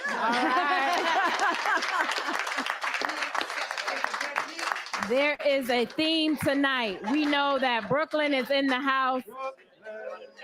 All right. Thank you, Neek. Next, we have Janet Bennett. And after Janet Bennett, there'll be Robert Lucas. And then we'll hear from 3 individuals on Zoom. Hello, how you doing? I'm Janet Bennett. I've been in this community over going on 50 years.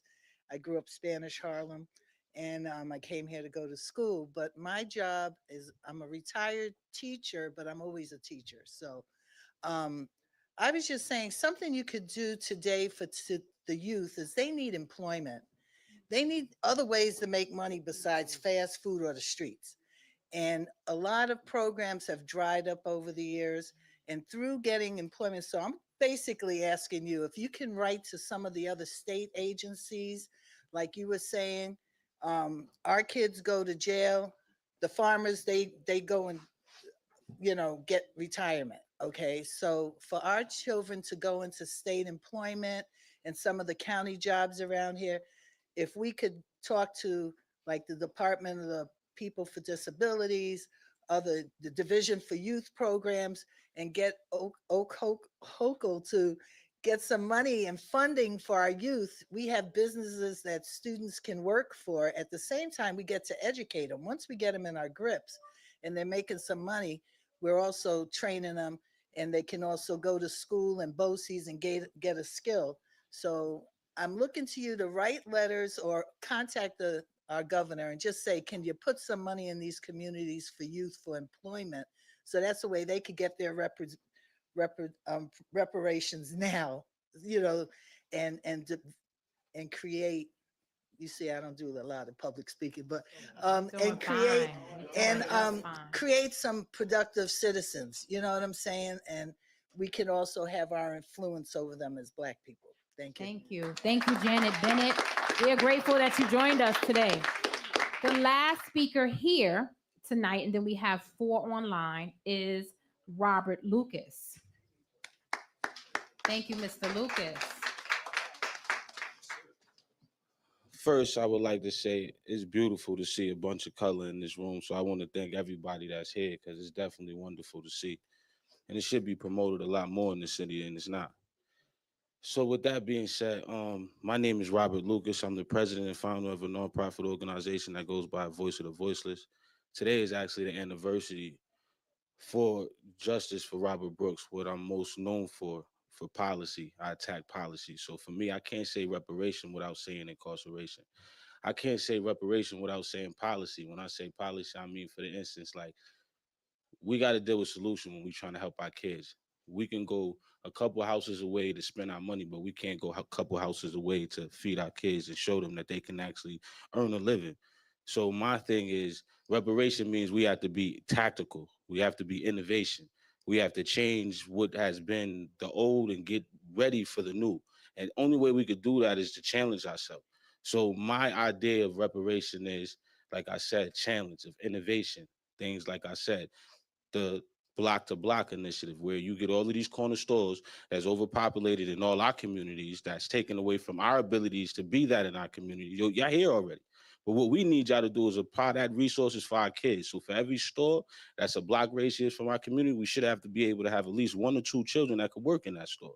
You see how much jobs we could provide just that quick? Something that simple can provide so many different revenues and show our kids that they don't have to go beyond to actually be successful or have some type of gain of employment, even at the lower levels of education. So my idea of reparation, and I'm sorry, I'm unprepared for this exact point, but just off of the top of head, like I said, it'd be attack incarceration, because the mind is one of the things that we're neglecting. We allow people to be caged in the prison system for long periods of time without actually giving them responsibility. Then we push them in society and expect them to have responsibility. It's the same thing that our parents do. Get out the house, no credit, no funding, no idea of how you're going to actually provide. Then you come into a generational understanding of county recipients. So again, for me, reparation would be tactical and innovation, and really being hands-on with our solutions. Thank you, and have a wonderful night. Thank you, Mr. Lucas. So if you all that are in the room, if you can continue to sit so that we can honor the people that are on Zoom. So next we have Keisha Forrester. If Keisha Forrester would join. Thank you for inviting me to speak. I come from a descendant of foundational Black Americans who lived through the era of slavery in the state of New York. When many people speak about slavery, they look south, but New York was deeply involved in the institution for over 2 centuries. My ancestors live in a state where enslaved Black people cleared land, built infrastructure, worked on the ports, maintained households, fought in the Civil War, and generated wealth that flowed directly to New York's economy. Enslaved labor was embedded into daily life. New York City once had one of the largest enslaved populations north of the Chesapeake. Even after gradual emancipation laws were passed, freedom in New York was not guaranteed or secure. Many free Black people in the state faced constant threat from organized kidnapping rings. These so-called kidnapping clubs would seize free Black men, women, and children from the streets, the docks, and even from their homes. Some were lured with forced job offers. Others attacked outright. Once taken, they were transported south, sold into slavery, disappearing from their families forever. Court records, newspaper reports, and community petitions from the time show how widespread and terrifying this practice was. Families like mine lived under double fear, the trauma of enslavement itself and the knowledge that even freedom would be stolen at any moment. The kidnapping of free Black New Yorkers was not a rare event. It was a system supported by corruption, weak legal protections, and the economic incentive of selling Black bodies into bondage. I listened to a lot of testimony tonight, and I have to say this over and over again. It is a disservice and an injustice to try to grandfather clause other groups onto a reparations claim. Reparations is for services rendered to those who endured that system. And we, the descendants, foundational Black American freedmen, deserve reparations. No other group, no other ethnic body, and no program will satisfy that. We have studied our lineage, know exactly where we come from, know our people who were enslaved, and just the mere fact that on both sides of my family, two to four persons fought in the Civil War, of which I have documentation from the African American Civil War Museum. I don't want reparations going to anyone for anything other than the descendants of foundational Black American freedmen. Period, point blank, the end. Enough of the grandfather clausing, and stop looking for programs. Programs will never save Black people. And I'll land in. Thank you. Thank you, Keisha Foster. Shout out Next, to we her. have Shout out to Dr. her. P. Washington.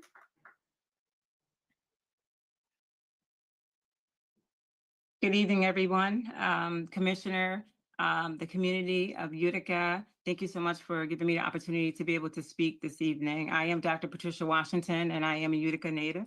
On behalf of myself, my family, my community, I felt most certainly compelled at the invitation from Courtney, a family member of mine, to come and speak out. So again, thank you for the invitation.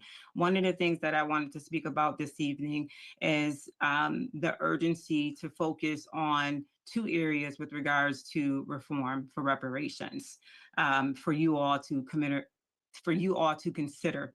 One is the removal of the criminal history of individuals who have been impacted after being released. And so we all know for decades, New York State criminal history policies have functioned as a lifeline punishment for people with past drug convictions. Even after serving their sentence, they continue to be blocked from housing, blocked from employment, education, and/or public benefits. This is not justice, it is permanent exclusion. In our community, we see people turned away countless times from stable housing because of old, non-violent drug charges. We see qualified applicants denied jobs even when they have years of experience. We see students discouraged from continuing education because certain financial aid programs are treated as if they are a disqualifier. These barriers don't keep communities safe. They keep us stuck. They keep us blocked. They keep us stagnated. If the state truly intends to repair harm, it must eliminate criminal history, screenings, in areas where it only deepens racial disparities. Housing, employment, public assistance, and education. I'll continue to echo. The second thing, expungement and record sealing. New York State must also take immediate action to automatically expunge or seal drug convictions, particularly for non-violent offenses. Many of these convictions are deeply tied to the war on drugs, a set of policies now widely understood to be racially discriminatory and ineffective. I think we all can agree there. People should not have to navigate a complicated legal system. In closing, in New York, and if New York is serious about repairing harm and addressing the legacy of racially discriminatory drug policies, we must remove those barriers that continue to criminalize our people long after they have been released. I also want to say a couple things. True reparations must be restored what was taken, and dignity and opportunity and access are essentially part of that restoration. Thank you, Dr. Thank you. Washington. You can please continue that testimony via email. If you can go to our website at ny.gov/reparations. I just want to say that there is one more Thank you. person that signed up before the deadline. And if there's anyone else that's in the room that wants to speak, we want to make room for you. We have Reverend Stuckman, who will be next, and then we'll have Ian Graves and Ernest Russell. And I'm sorry that we missed you. It's Reverend. okay. I wasn't going to say anything honestly, but We want to honor your testimony. no problem. Please. First thing, I want to say thank you all for coming, for being here. This is beautiful here. One of the things we should put on the commission is there should be money placed aside. I know everybody talked about the kids, but a lot of the programs and the buildings that they could actually go into in the after school and things like that was taken away from our communities. And if we can put that into the plan where we don't have to ask for people to actually put those things back in, that we actually can have a place for the kids can actually go to after school, where we can actually mentor and do a lot of our programs out of, instead of having to try to find places to actually have programs from. We can actually have a building set up already for our children so that we can work with our children through that. If that's okay. But one of the other things was policies. We talked about policies, and as we know, systematically throughout the past 4 to 8, 12 years, they've been, everything that was put in place to protect Black people in the law has been systematically removed from the laws so that we can be put back in jeopardy of what they was able to do before the laws came into place. And if we can start looking at putting that back in place, because as much as we appreciate them listening to the reparations, trust has to take time to be built.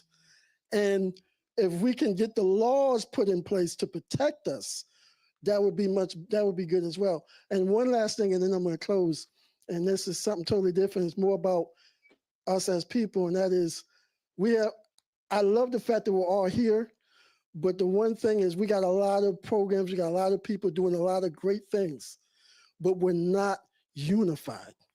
We're not together. Everybody's got their pocket here, they got a pocket there, they got a pocket there. But the thing is, when we were able to actually get some traction and get some stuff really done, was when we as a people were unified as one. We had one voice, one sound, one march. And until we get back to that, we're going to constantly be running around trying to figure out what we can get instead of getting what we really need. God bless you. Thank you, Reverend Stuckman. Anyone else in the room that had signed up? I just want to make sure we didn't miss anyone. And we'll go back to our final two on Zoom. We have Ian Graves. I think it's Graves or Grakes.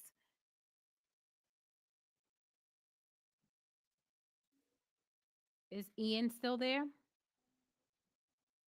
To our media team, is Ian still on? Okay, how about Ernest Russell?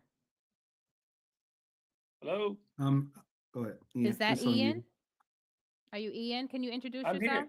I'm here. Can you hear me? We can hear you, Ian, so you can introduce yourself and then you can go ahead.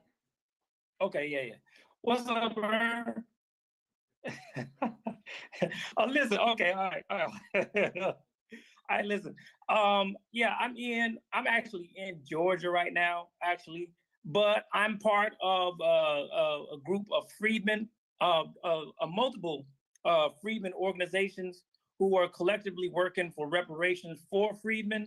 And I just wanted to give a testimony in terms of we need a Freedmen's Bureau, right, to handle reparations when it comes, because we don't want the money to be in the hands of any specific group, right? I do want to make a distinction between a freedman and other Blacks outside of the diaspora.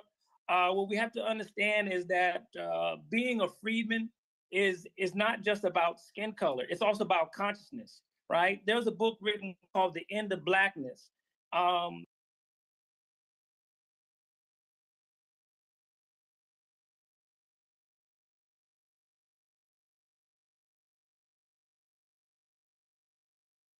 and in that book, the lady was talking about ending the concept of blackness. But the problem with that is when you end blackness, you kind of are ending the cultural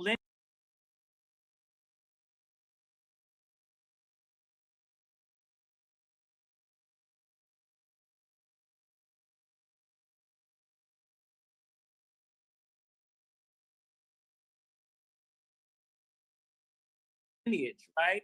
And the historical lineage of what we went through in this country, which is different from other groups, right? So you have infant mortality, right, in America for Black women. In America, freedmen women.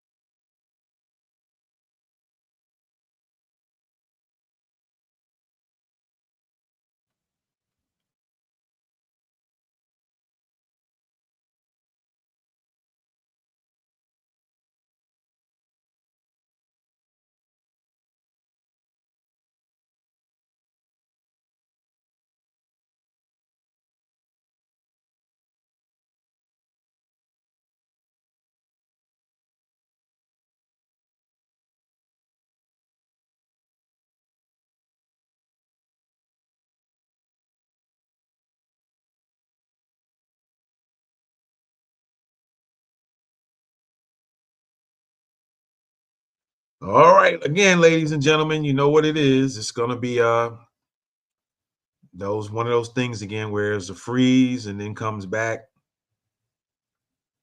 Keep in mind, we probably have about 15 minutes before their hearing will be over, so we don't know how long it's gonna stay frozen. We'll stay on as long as they stay on, and I'm gonna make some commentary about a couple of points here and there, and then we're gonna get out of here. But yeah. Again, you're watching the New York State Community Commission on Reparations Remedies public hearing. And we'll wait back as they hopefully come back on. But let's look at the news real quick. In the meantime and in between time, all right. So it's looking like the FBI report warns of fear, paralysis, and political turmoil under Director Kash Patel. Right, that's what's going on in the news. News headlines: Representative Jasmine Crockett announces run. We spoke about this earlier. Run for Senate. Reverend Frederick Haynes ill files to run for her old seat. With seats of Congressional Black Caucus members under attack, Trump again targets Representative Ilhan Omar. Breaking Black history, breaking the silence. Black veterans speak out on PTSD and the path to recovery. Trinidad and Tobago Prime Minister confirms U.S. Marines working on Tobago radar system. Money. The NCAA and college athletics. Congress considers changes to name, image, and likeness rules. Uh-oh. We got to keep an eye out for that news. I don't know if they're going to strip these kids from making any money. They're talking about talks or changes in, or the Congress considers changes to the name, image, and likeness rules. Hopefully it'll be for better for these athletes to make some money and not take the money again and just have them using their physicality, if you will, and making other people money. So that's something to definitely keep our eye on with that. Let me see here. What else is going on in the news?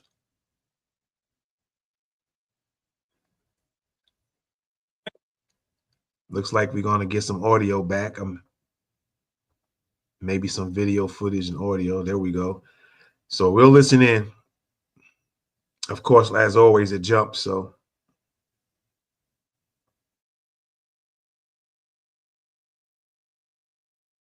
the last thing I'll say is a remedy must be targeted. It cannot be tangled. It must be specific, not universal. And above all, it must be rooted in generational harm suffered by descendants, not temporary circumstances of anyone who had to enter a courtroom and maybe suffer from discrimination in America's, let's just say, legal system. I think reform for criminal justice is for the future, but repair is for the past. And when we think about that past, it lives on every single day in the lives of those descendants who have had to bear the burden of generational costs and discrimination. And so with that, I land. Thank you. We appreciate your testimony, and we appreciate you advocating for the others that were on. So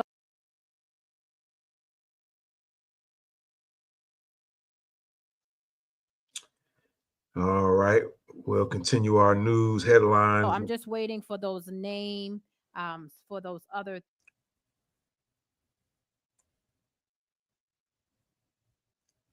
It looks like their feed is having a delay with the video and audio system.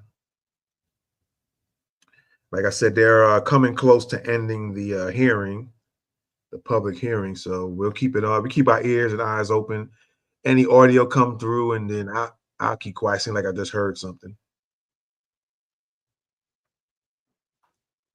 Okay. There we Michael go. Jordan, I'm are you- here. I'm Okay. here. All right. We don't see him, so if we can get Michael Jordan. Go ahead, Mr. Jordan. Video right here. You see me? Yes, we see you. All right, thank you. So I am Primetime Friedman, and I would like to make some recommendations. So all proposals and recommendations from this commission and task force must include and be exclusively for the American freedmen of New York. I know the language of the bill is racial, but there is still unlimited policies for justice. Although the state has the racial language, the U.S. Constitution's American Freedmen Amendment, known as the 14th Amendment, compels this commission and task force to recommend race-neutral remedies due to the Equal Protection Clause.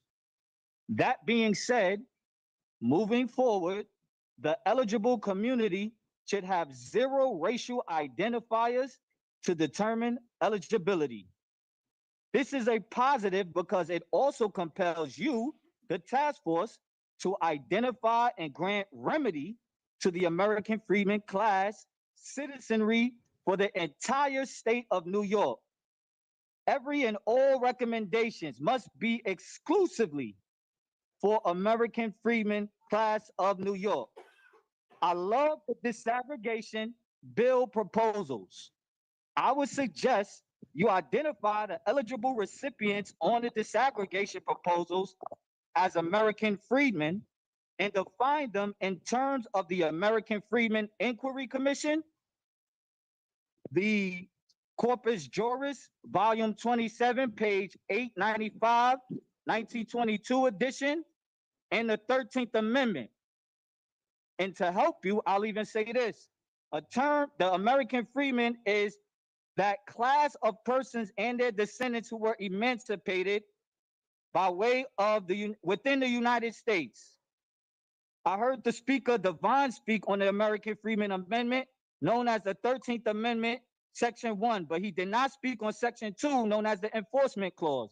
And the Enforcement Clause mandates elected officials to eradicate the badges incidents of slavery for the American freedmen class and demands this task force to use race-neutral, unconstitutional remedy for the American freedmen.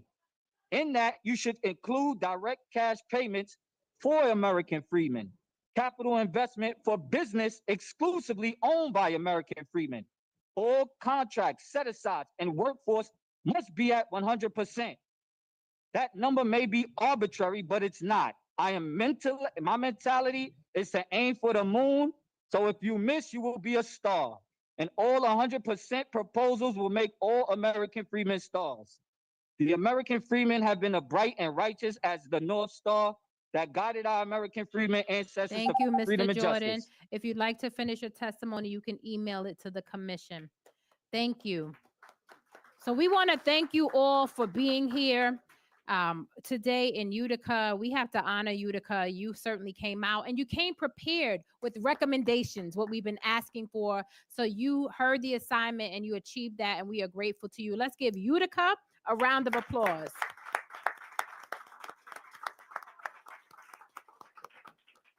I want to make room for the commissioners as we prepare to close for any final remarks. So I'll make room for Dr. Daniels and Commissioner Holmes. And Linda Brown Robinson. Thank you for that reminder.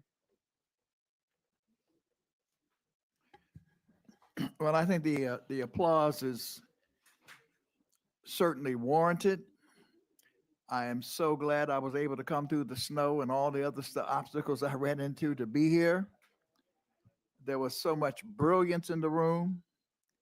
There was so much joy in the room. And there was certainly civility in the room. And I unite with, I think it was Jamel, who talked about divisions and his soul thirsting for harmony. We don't all necessarily have to agree, but it's the way in which we discuss issues that becomes important. And so I just found it very powerful. There was so much joy and so much togetherness and so much love in the room. This is how we ought to proceed in terms of our hearings. And I hope that this hearing will serve as a model to the other hearings that we've had, that we will have around the state. So thank you, Utica, for providing the blueprint for our future hearings. Thank you very much. Yes, Utica. So I echo a lot of what Dr. Daniels just mentioned. And once again, I appreciate the opportunity to be here.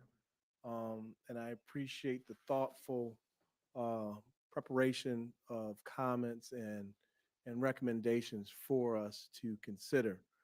I will give you another challenge, is to reach out to individuals in your circle and your sphere of influence and ask them to submit comments and recommendations to the commission, right? And so as the chair said, you don't have to attend a public hearing to be able to participate, because we have multiple ways for you to participate. So please continue to help us get the word out, to educate individuals, and be prepared when that final report is submitted, because we're going to need just as much energy, if not more, just as much education and passion. And like someone said earlier, you know, it is important because you are a voting block. And so for those individuals that are elected officials that may not want to support that, you know what you have the power to do, because your vote is really your voice. And I want to thank our brother again, our host. They not only hosted us, yeah, they not only hosted us, but they helped get the word out about the public hearing today. And there was not an empty seat in the place. They actually had to pull out more chairs to accommodate. And so kudos once again to that effort. We appreciate it. Thank you. Commissioner Brown Robinson. Are you still on, Commissioner Brown Robinson? Okay. Well, she's not. Well, I want to just say, on behalf of the New York State Community Commission on Reparation Remedies, thank you. Thank you, Utica. Thank you to you all for being here tonight and coming prepared with recommendations. As Dr. Daniel said, you set the bar for future public hearings, and we plan to have several more public hearings. So stay tuned to our website. We cannot leave this room without honoring our guests that traveled far to get here in the snow. So Miss Tony Smith, let's give her a round of applause. Thank you. Thank you. Thank you for honoring us with your brilliance. And Dr. Pryor, we thank you. We thank you for being here. We look forward to you both submitting recommendations and being certainly part of the informing us in our future research. I want to just share our timeline. As I said, that we have a report that is due to the governor and legislative body, and that is due in January 27. We expect to have that. We hope to have that report in by December of 2026 and spend January through March educating our community on the recommendations. And we hope that you will join us, as Commissioner Hogue says, in champion those recommendations, because we will need you to do your part to get those recommendations actualized. So again, I'm Dr. Charnel Hawkins, and I have the honor of serving as the chair of this great commission. And we thank you tonight, and we hope to see you at a future hearing. Stay tuned to our website, ny.gov/reparations. Thank you, Utica, for showing up tonight. Thank you to our host, Mr. Muhammad, Mrs. Muhammad. Thank you for making us feel at home. Good food, bean soup. I hope it's some left so I can take it home on the drive home. I got a long way back, but we thank you. We thank you for honoring us and allowing us to be in this great center. Utica, safe travels to everyone, and thank you. All right, You know I'm ladies and spending the night, gentlemen. right? All right. I'm here, bro. All right, they turned their audios off. We'll see what happens with the visuals in a second. So yeah, man, there you go. The New York State Community Commission on Reparations Remedies in New York. The last speaker came on Zoom. What's up, Friedman? I see you out there. Yeah, so all right, there we go. Let's get that out of here. There we go.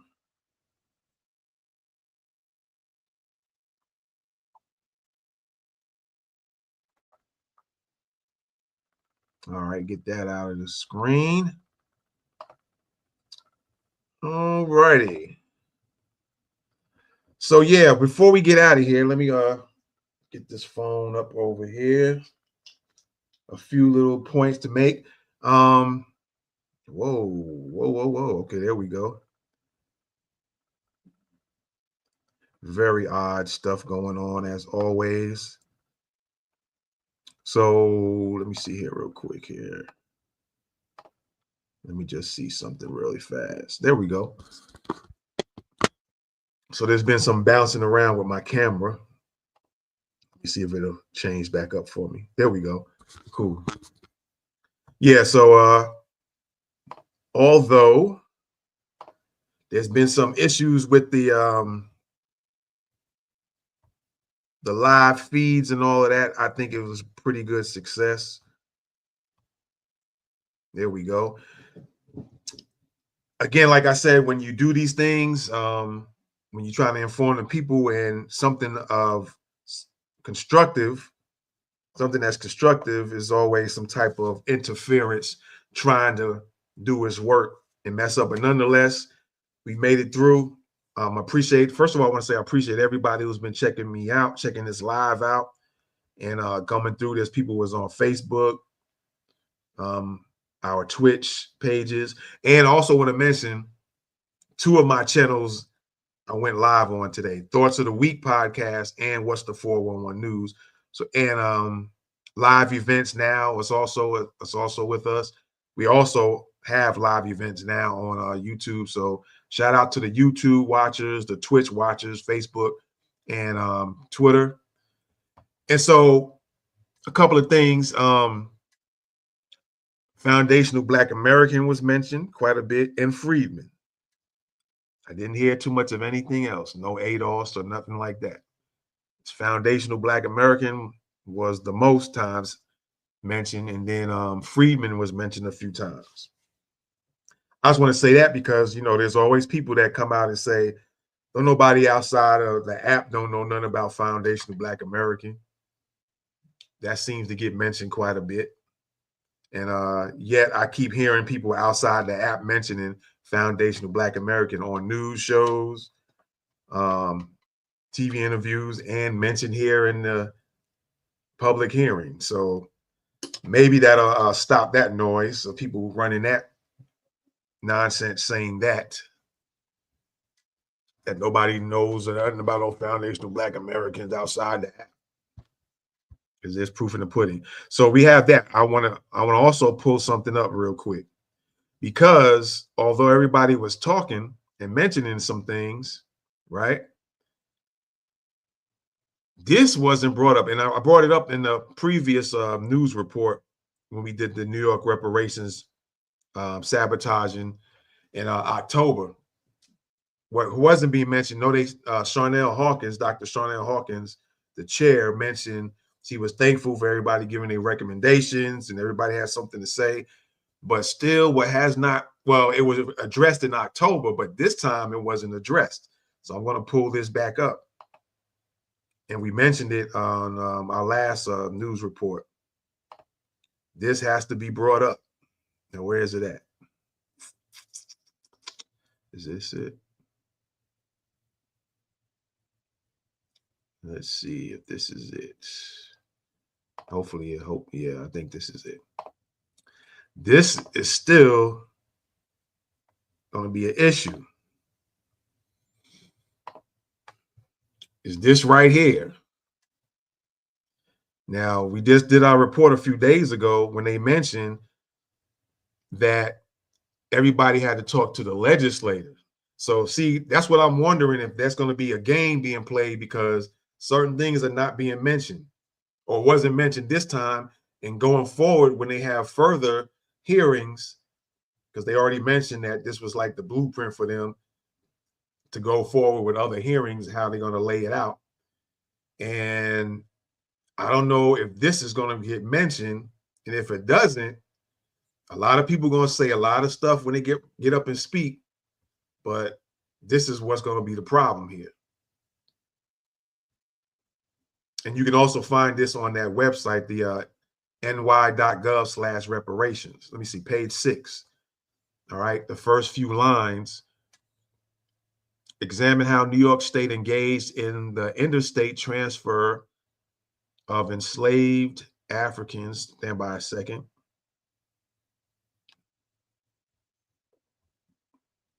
Of enslaved Africans and carried out federal policies in the furtherance of slavery. Examine the de jure and de facto discrimination against freed enslaved Africans, their descendants, and people of African descent. That's not being addressed. Now, people did mention it in their own ways in the in this hearing this evening. You had a few people saying stuff like they don't want everybody else grandfathered in, and putting all the people in. It should be specifically for foundational Black Americans, if you will, right? So a lot of the speakers did mention that. Excuse me a second. A lot of the speakers did. Not a lot, but a few speakers mentioned that. But I think not Charnel, but the other lady they had in October, that's part of the commission, specifically said that if they want anything changed, like the wording and stuff, they're gonna have to go to the legislature. Now, I don't know if, because Charnel Hawkins was mentioning about recommendations, but the other lady, her name is Jones, I think, from October's New York reparations public hearing, specifically said they have nothing to do with the wording and the changes. Yet everybody had to go to the legislator. So that's where it's going to seem like the game is going to get played. A lot of people might get played in New York. So y'all better check this out, man. If I'm wrong on it, then so be it. But I just remember when we did the report a few days ago about October's hearing, that lady specifically said that the wording in there, because it says in here, again, and people of African descent. That brings in those Africans that's over here now, or people who will come over here later. It could be Caribbeans who come over. It could be white people from Africa saying they African descent. That's game being played. So somebody better check that in New York, because they'll make everybody's feeling unhappy because they get to speak. and they're not, if they're not going to say this again in any of the further hearings, any future hearings, then later on, when if something should go down, they're going to say, well, it's not in our hands. It was the legislator. They're going to play them games, but we don't have control over that, the wording. So better watch out for that. I'm just letting you know. You know, things might change. I'm just putting it on full screen. Things might change. But let me see something real quick. Okay, I see what this is doing. Things might change, but right now, that's the wording in the paperwork. Everybody says paperwork, paperwork, paperwork.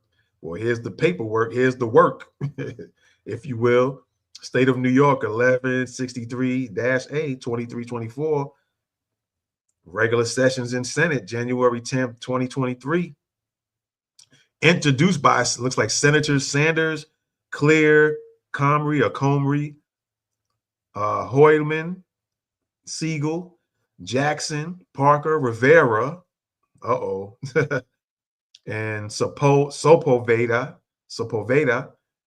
read twice and order printed, and when printed to be committed to the Committee of Finance, blase, blase. Okay, and then like I said, you go to page 6, and the wording in there specifically states examine the de jure and de facto discrimination against freed, enslaved Africans, which we could be looked at as that. You know, they're not going to have foundational Black Americans in there in that wording, but, you know, we can be considered the freed, enslaved Africans, if you will, even though, you know, for legalese, you know, everybody's going to use that term for legal when it comes to legal paperwork, I guess, or could use it, I guess. But then it says they're descendants. So everybody who was enslaved, and then we are the descendants of those slaves, right? And then it mentions, and people of African descent. So now they adding some other folks in that. So that might need to be addressed before things go too far. So anybody in New York watching, or you have family in New York, bring this up, bring this point up to them. Because it's in this paperwork as of right now. And that's exactly when I went to. I just went to it a few minutes ago. That's ny.gov. Let me pull the website on the screen. ny.gov/reparations. And then you scroll down and kind of maybe mid to center ways on the right, as part of a paragraph, I think you'll see it has the bill. Let me pull it up. Matter of fact, let me let y'all see it. That way, you'll know what to look for. I think that's it right there. Let me see if y'all should. Okay, yeah, there you go. Perfect. Right here, that's the bill. So you go to ny.gov. It'll take you to this page, and you look right here. Right? Let me see something real quick. You look right here, and that's the bill 1163. Let me see something really fast.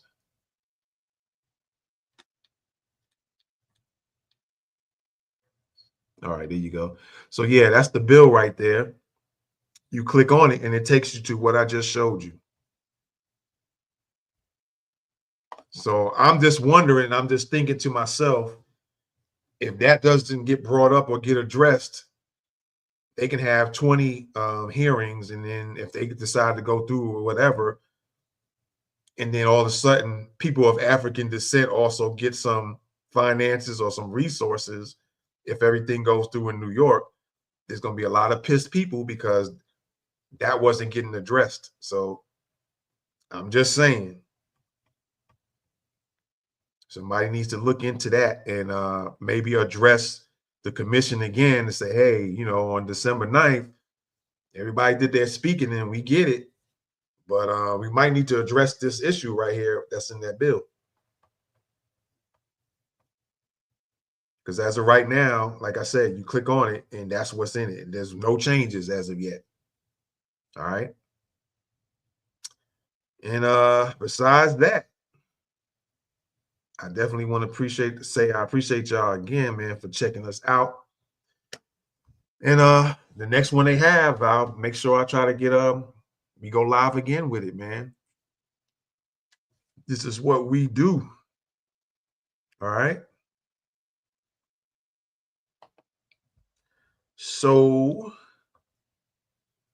with that being said, everybody on my spaces here on Twitter, if you've been listening, I appreciate y'all. So yeah, make sure that gets addressed, folks in New York, somebody. Because again, like I said, let's say if they go through, I'm repeating myself, but if things go through and they say, well, yeah, we're going to give Black Americans some stuff.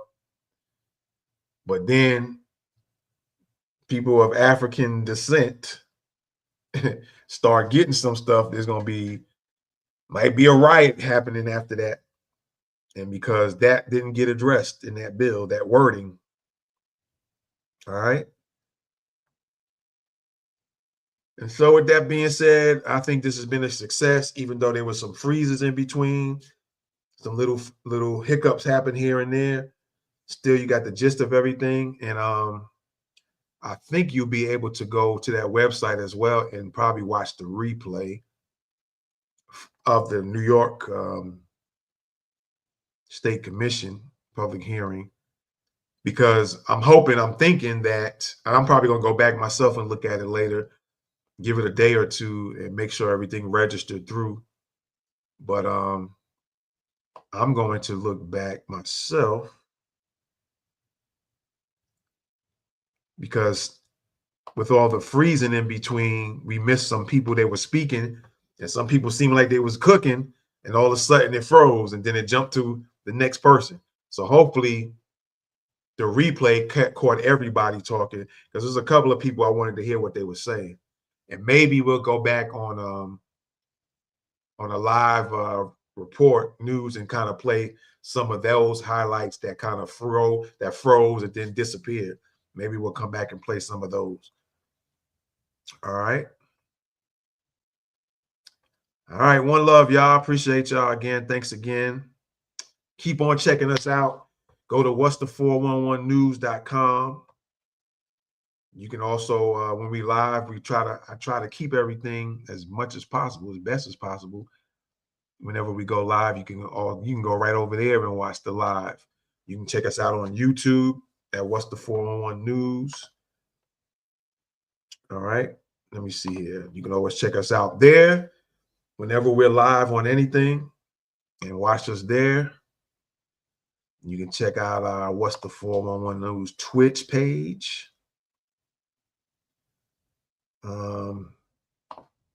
You can check us out at What's the 411 News with the dashes involved in there as well. It's getting late, man. I'm stumbling on my words a little bit. And shout out to everybody who checked us out on Thoughts of the Week podcast. We went live on both channels this time around, because I didn't want to go back tomorrow and kind of play a replay video of this and then be up for another several hours. I said, let me go live on both channels. I'll just make that be the podcast episode for that day, for this day, and leave it at that. All right. Enough talk from me, man. I appreciate y'all once again. We will check y'all in the next one. Again, go to what's the411news.com. You can also read articles. Sometimes we'll put news articles out and then do the reports live later on. Sometimes we go live and then the news article comes out right after that.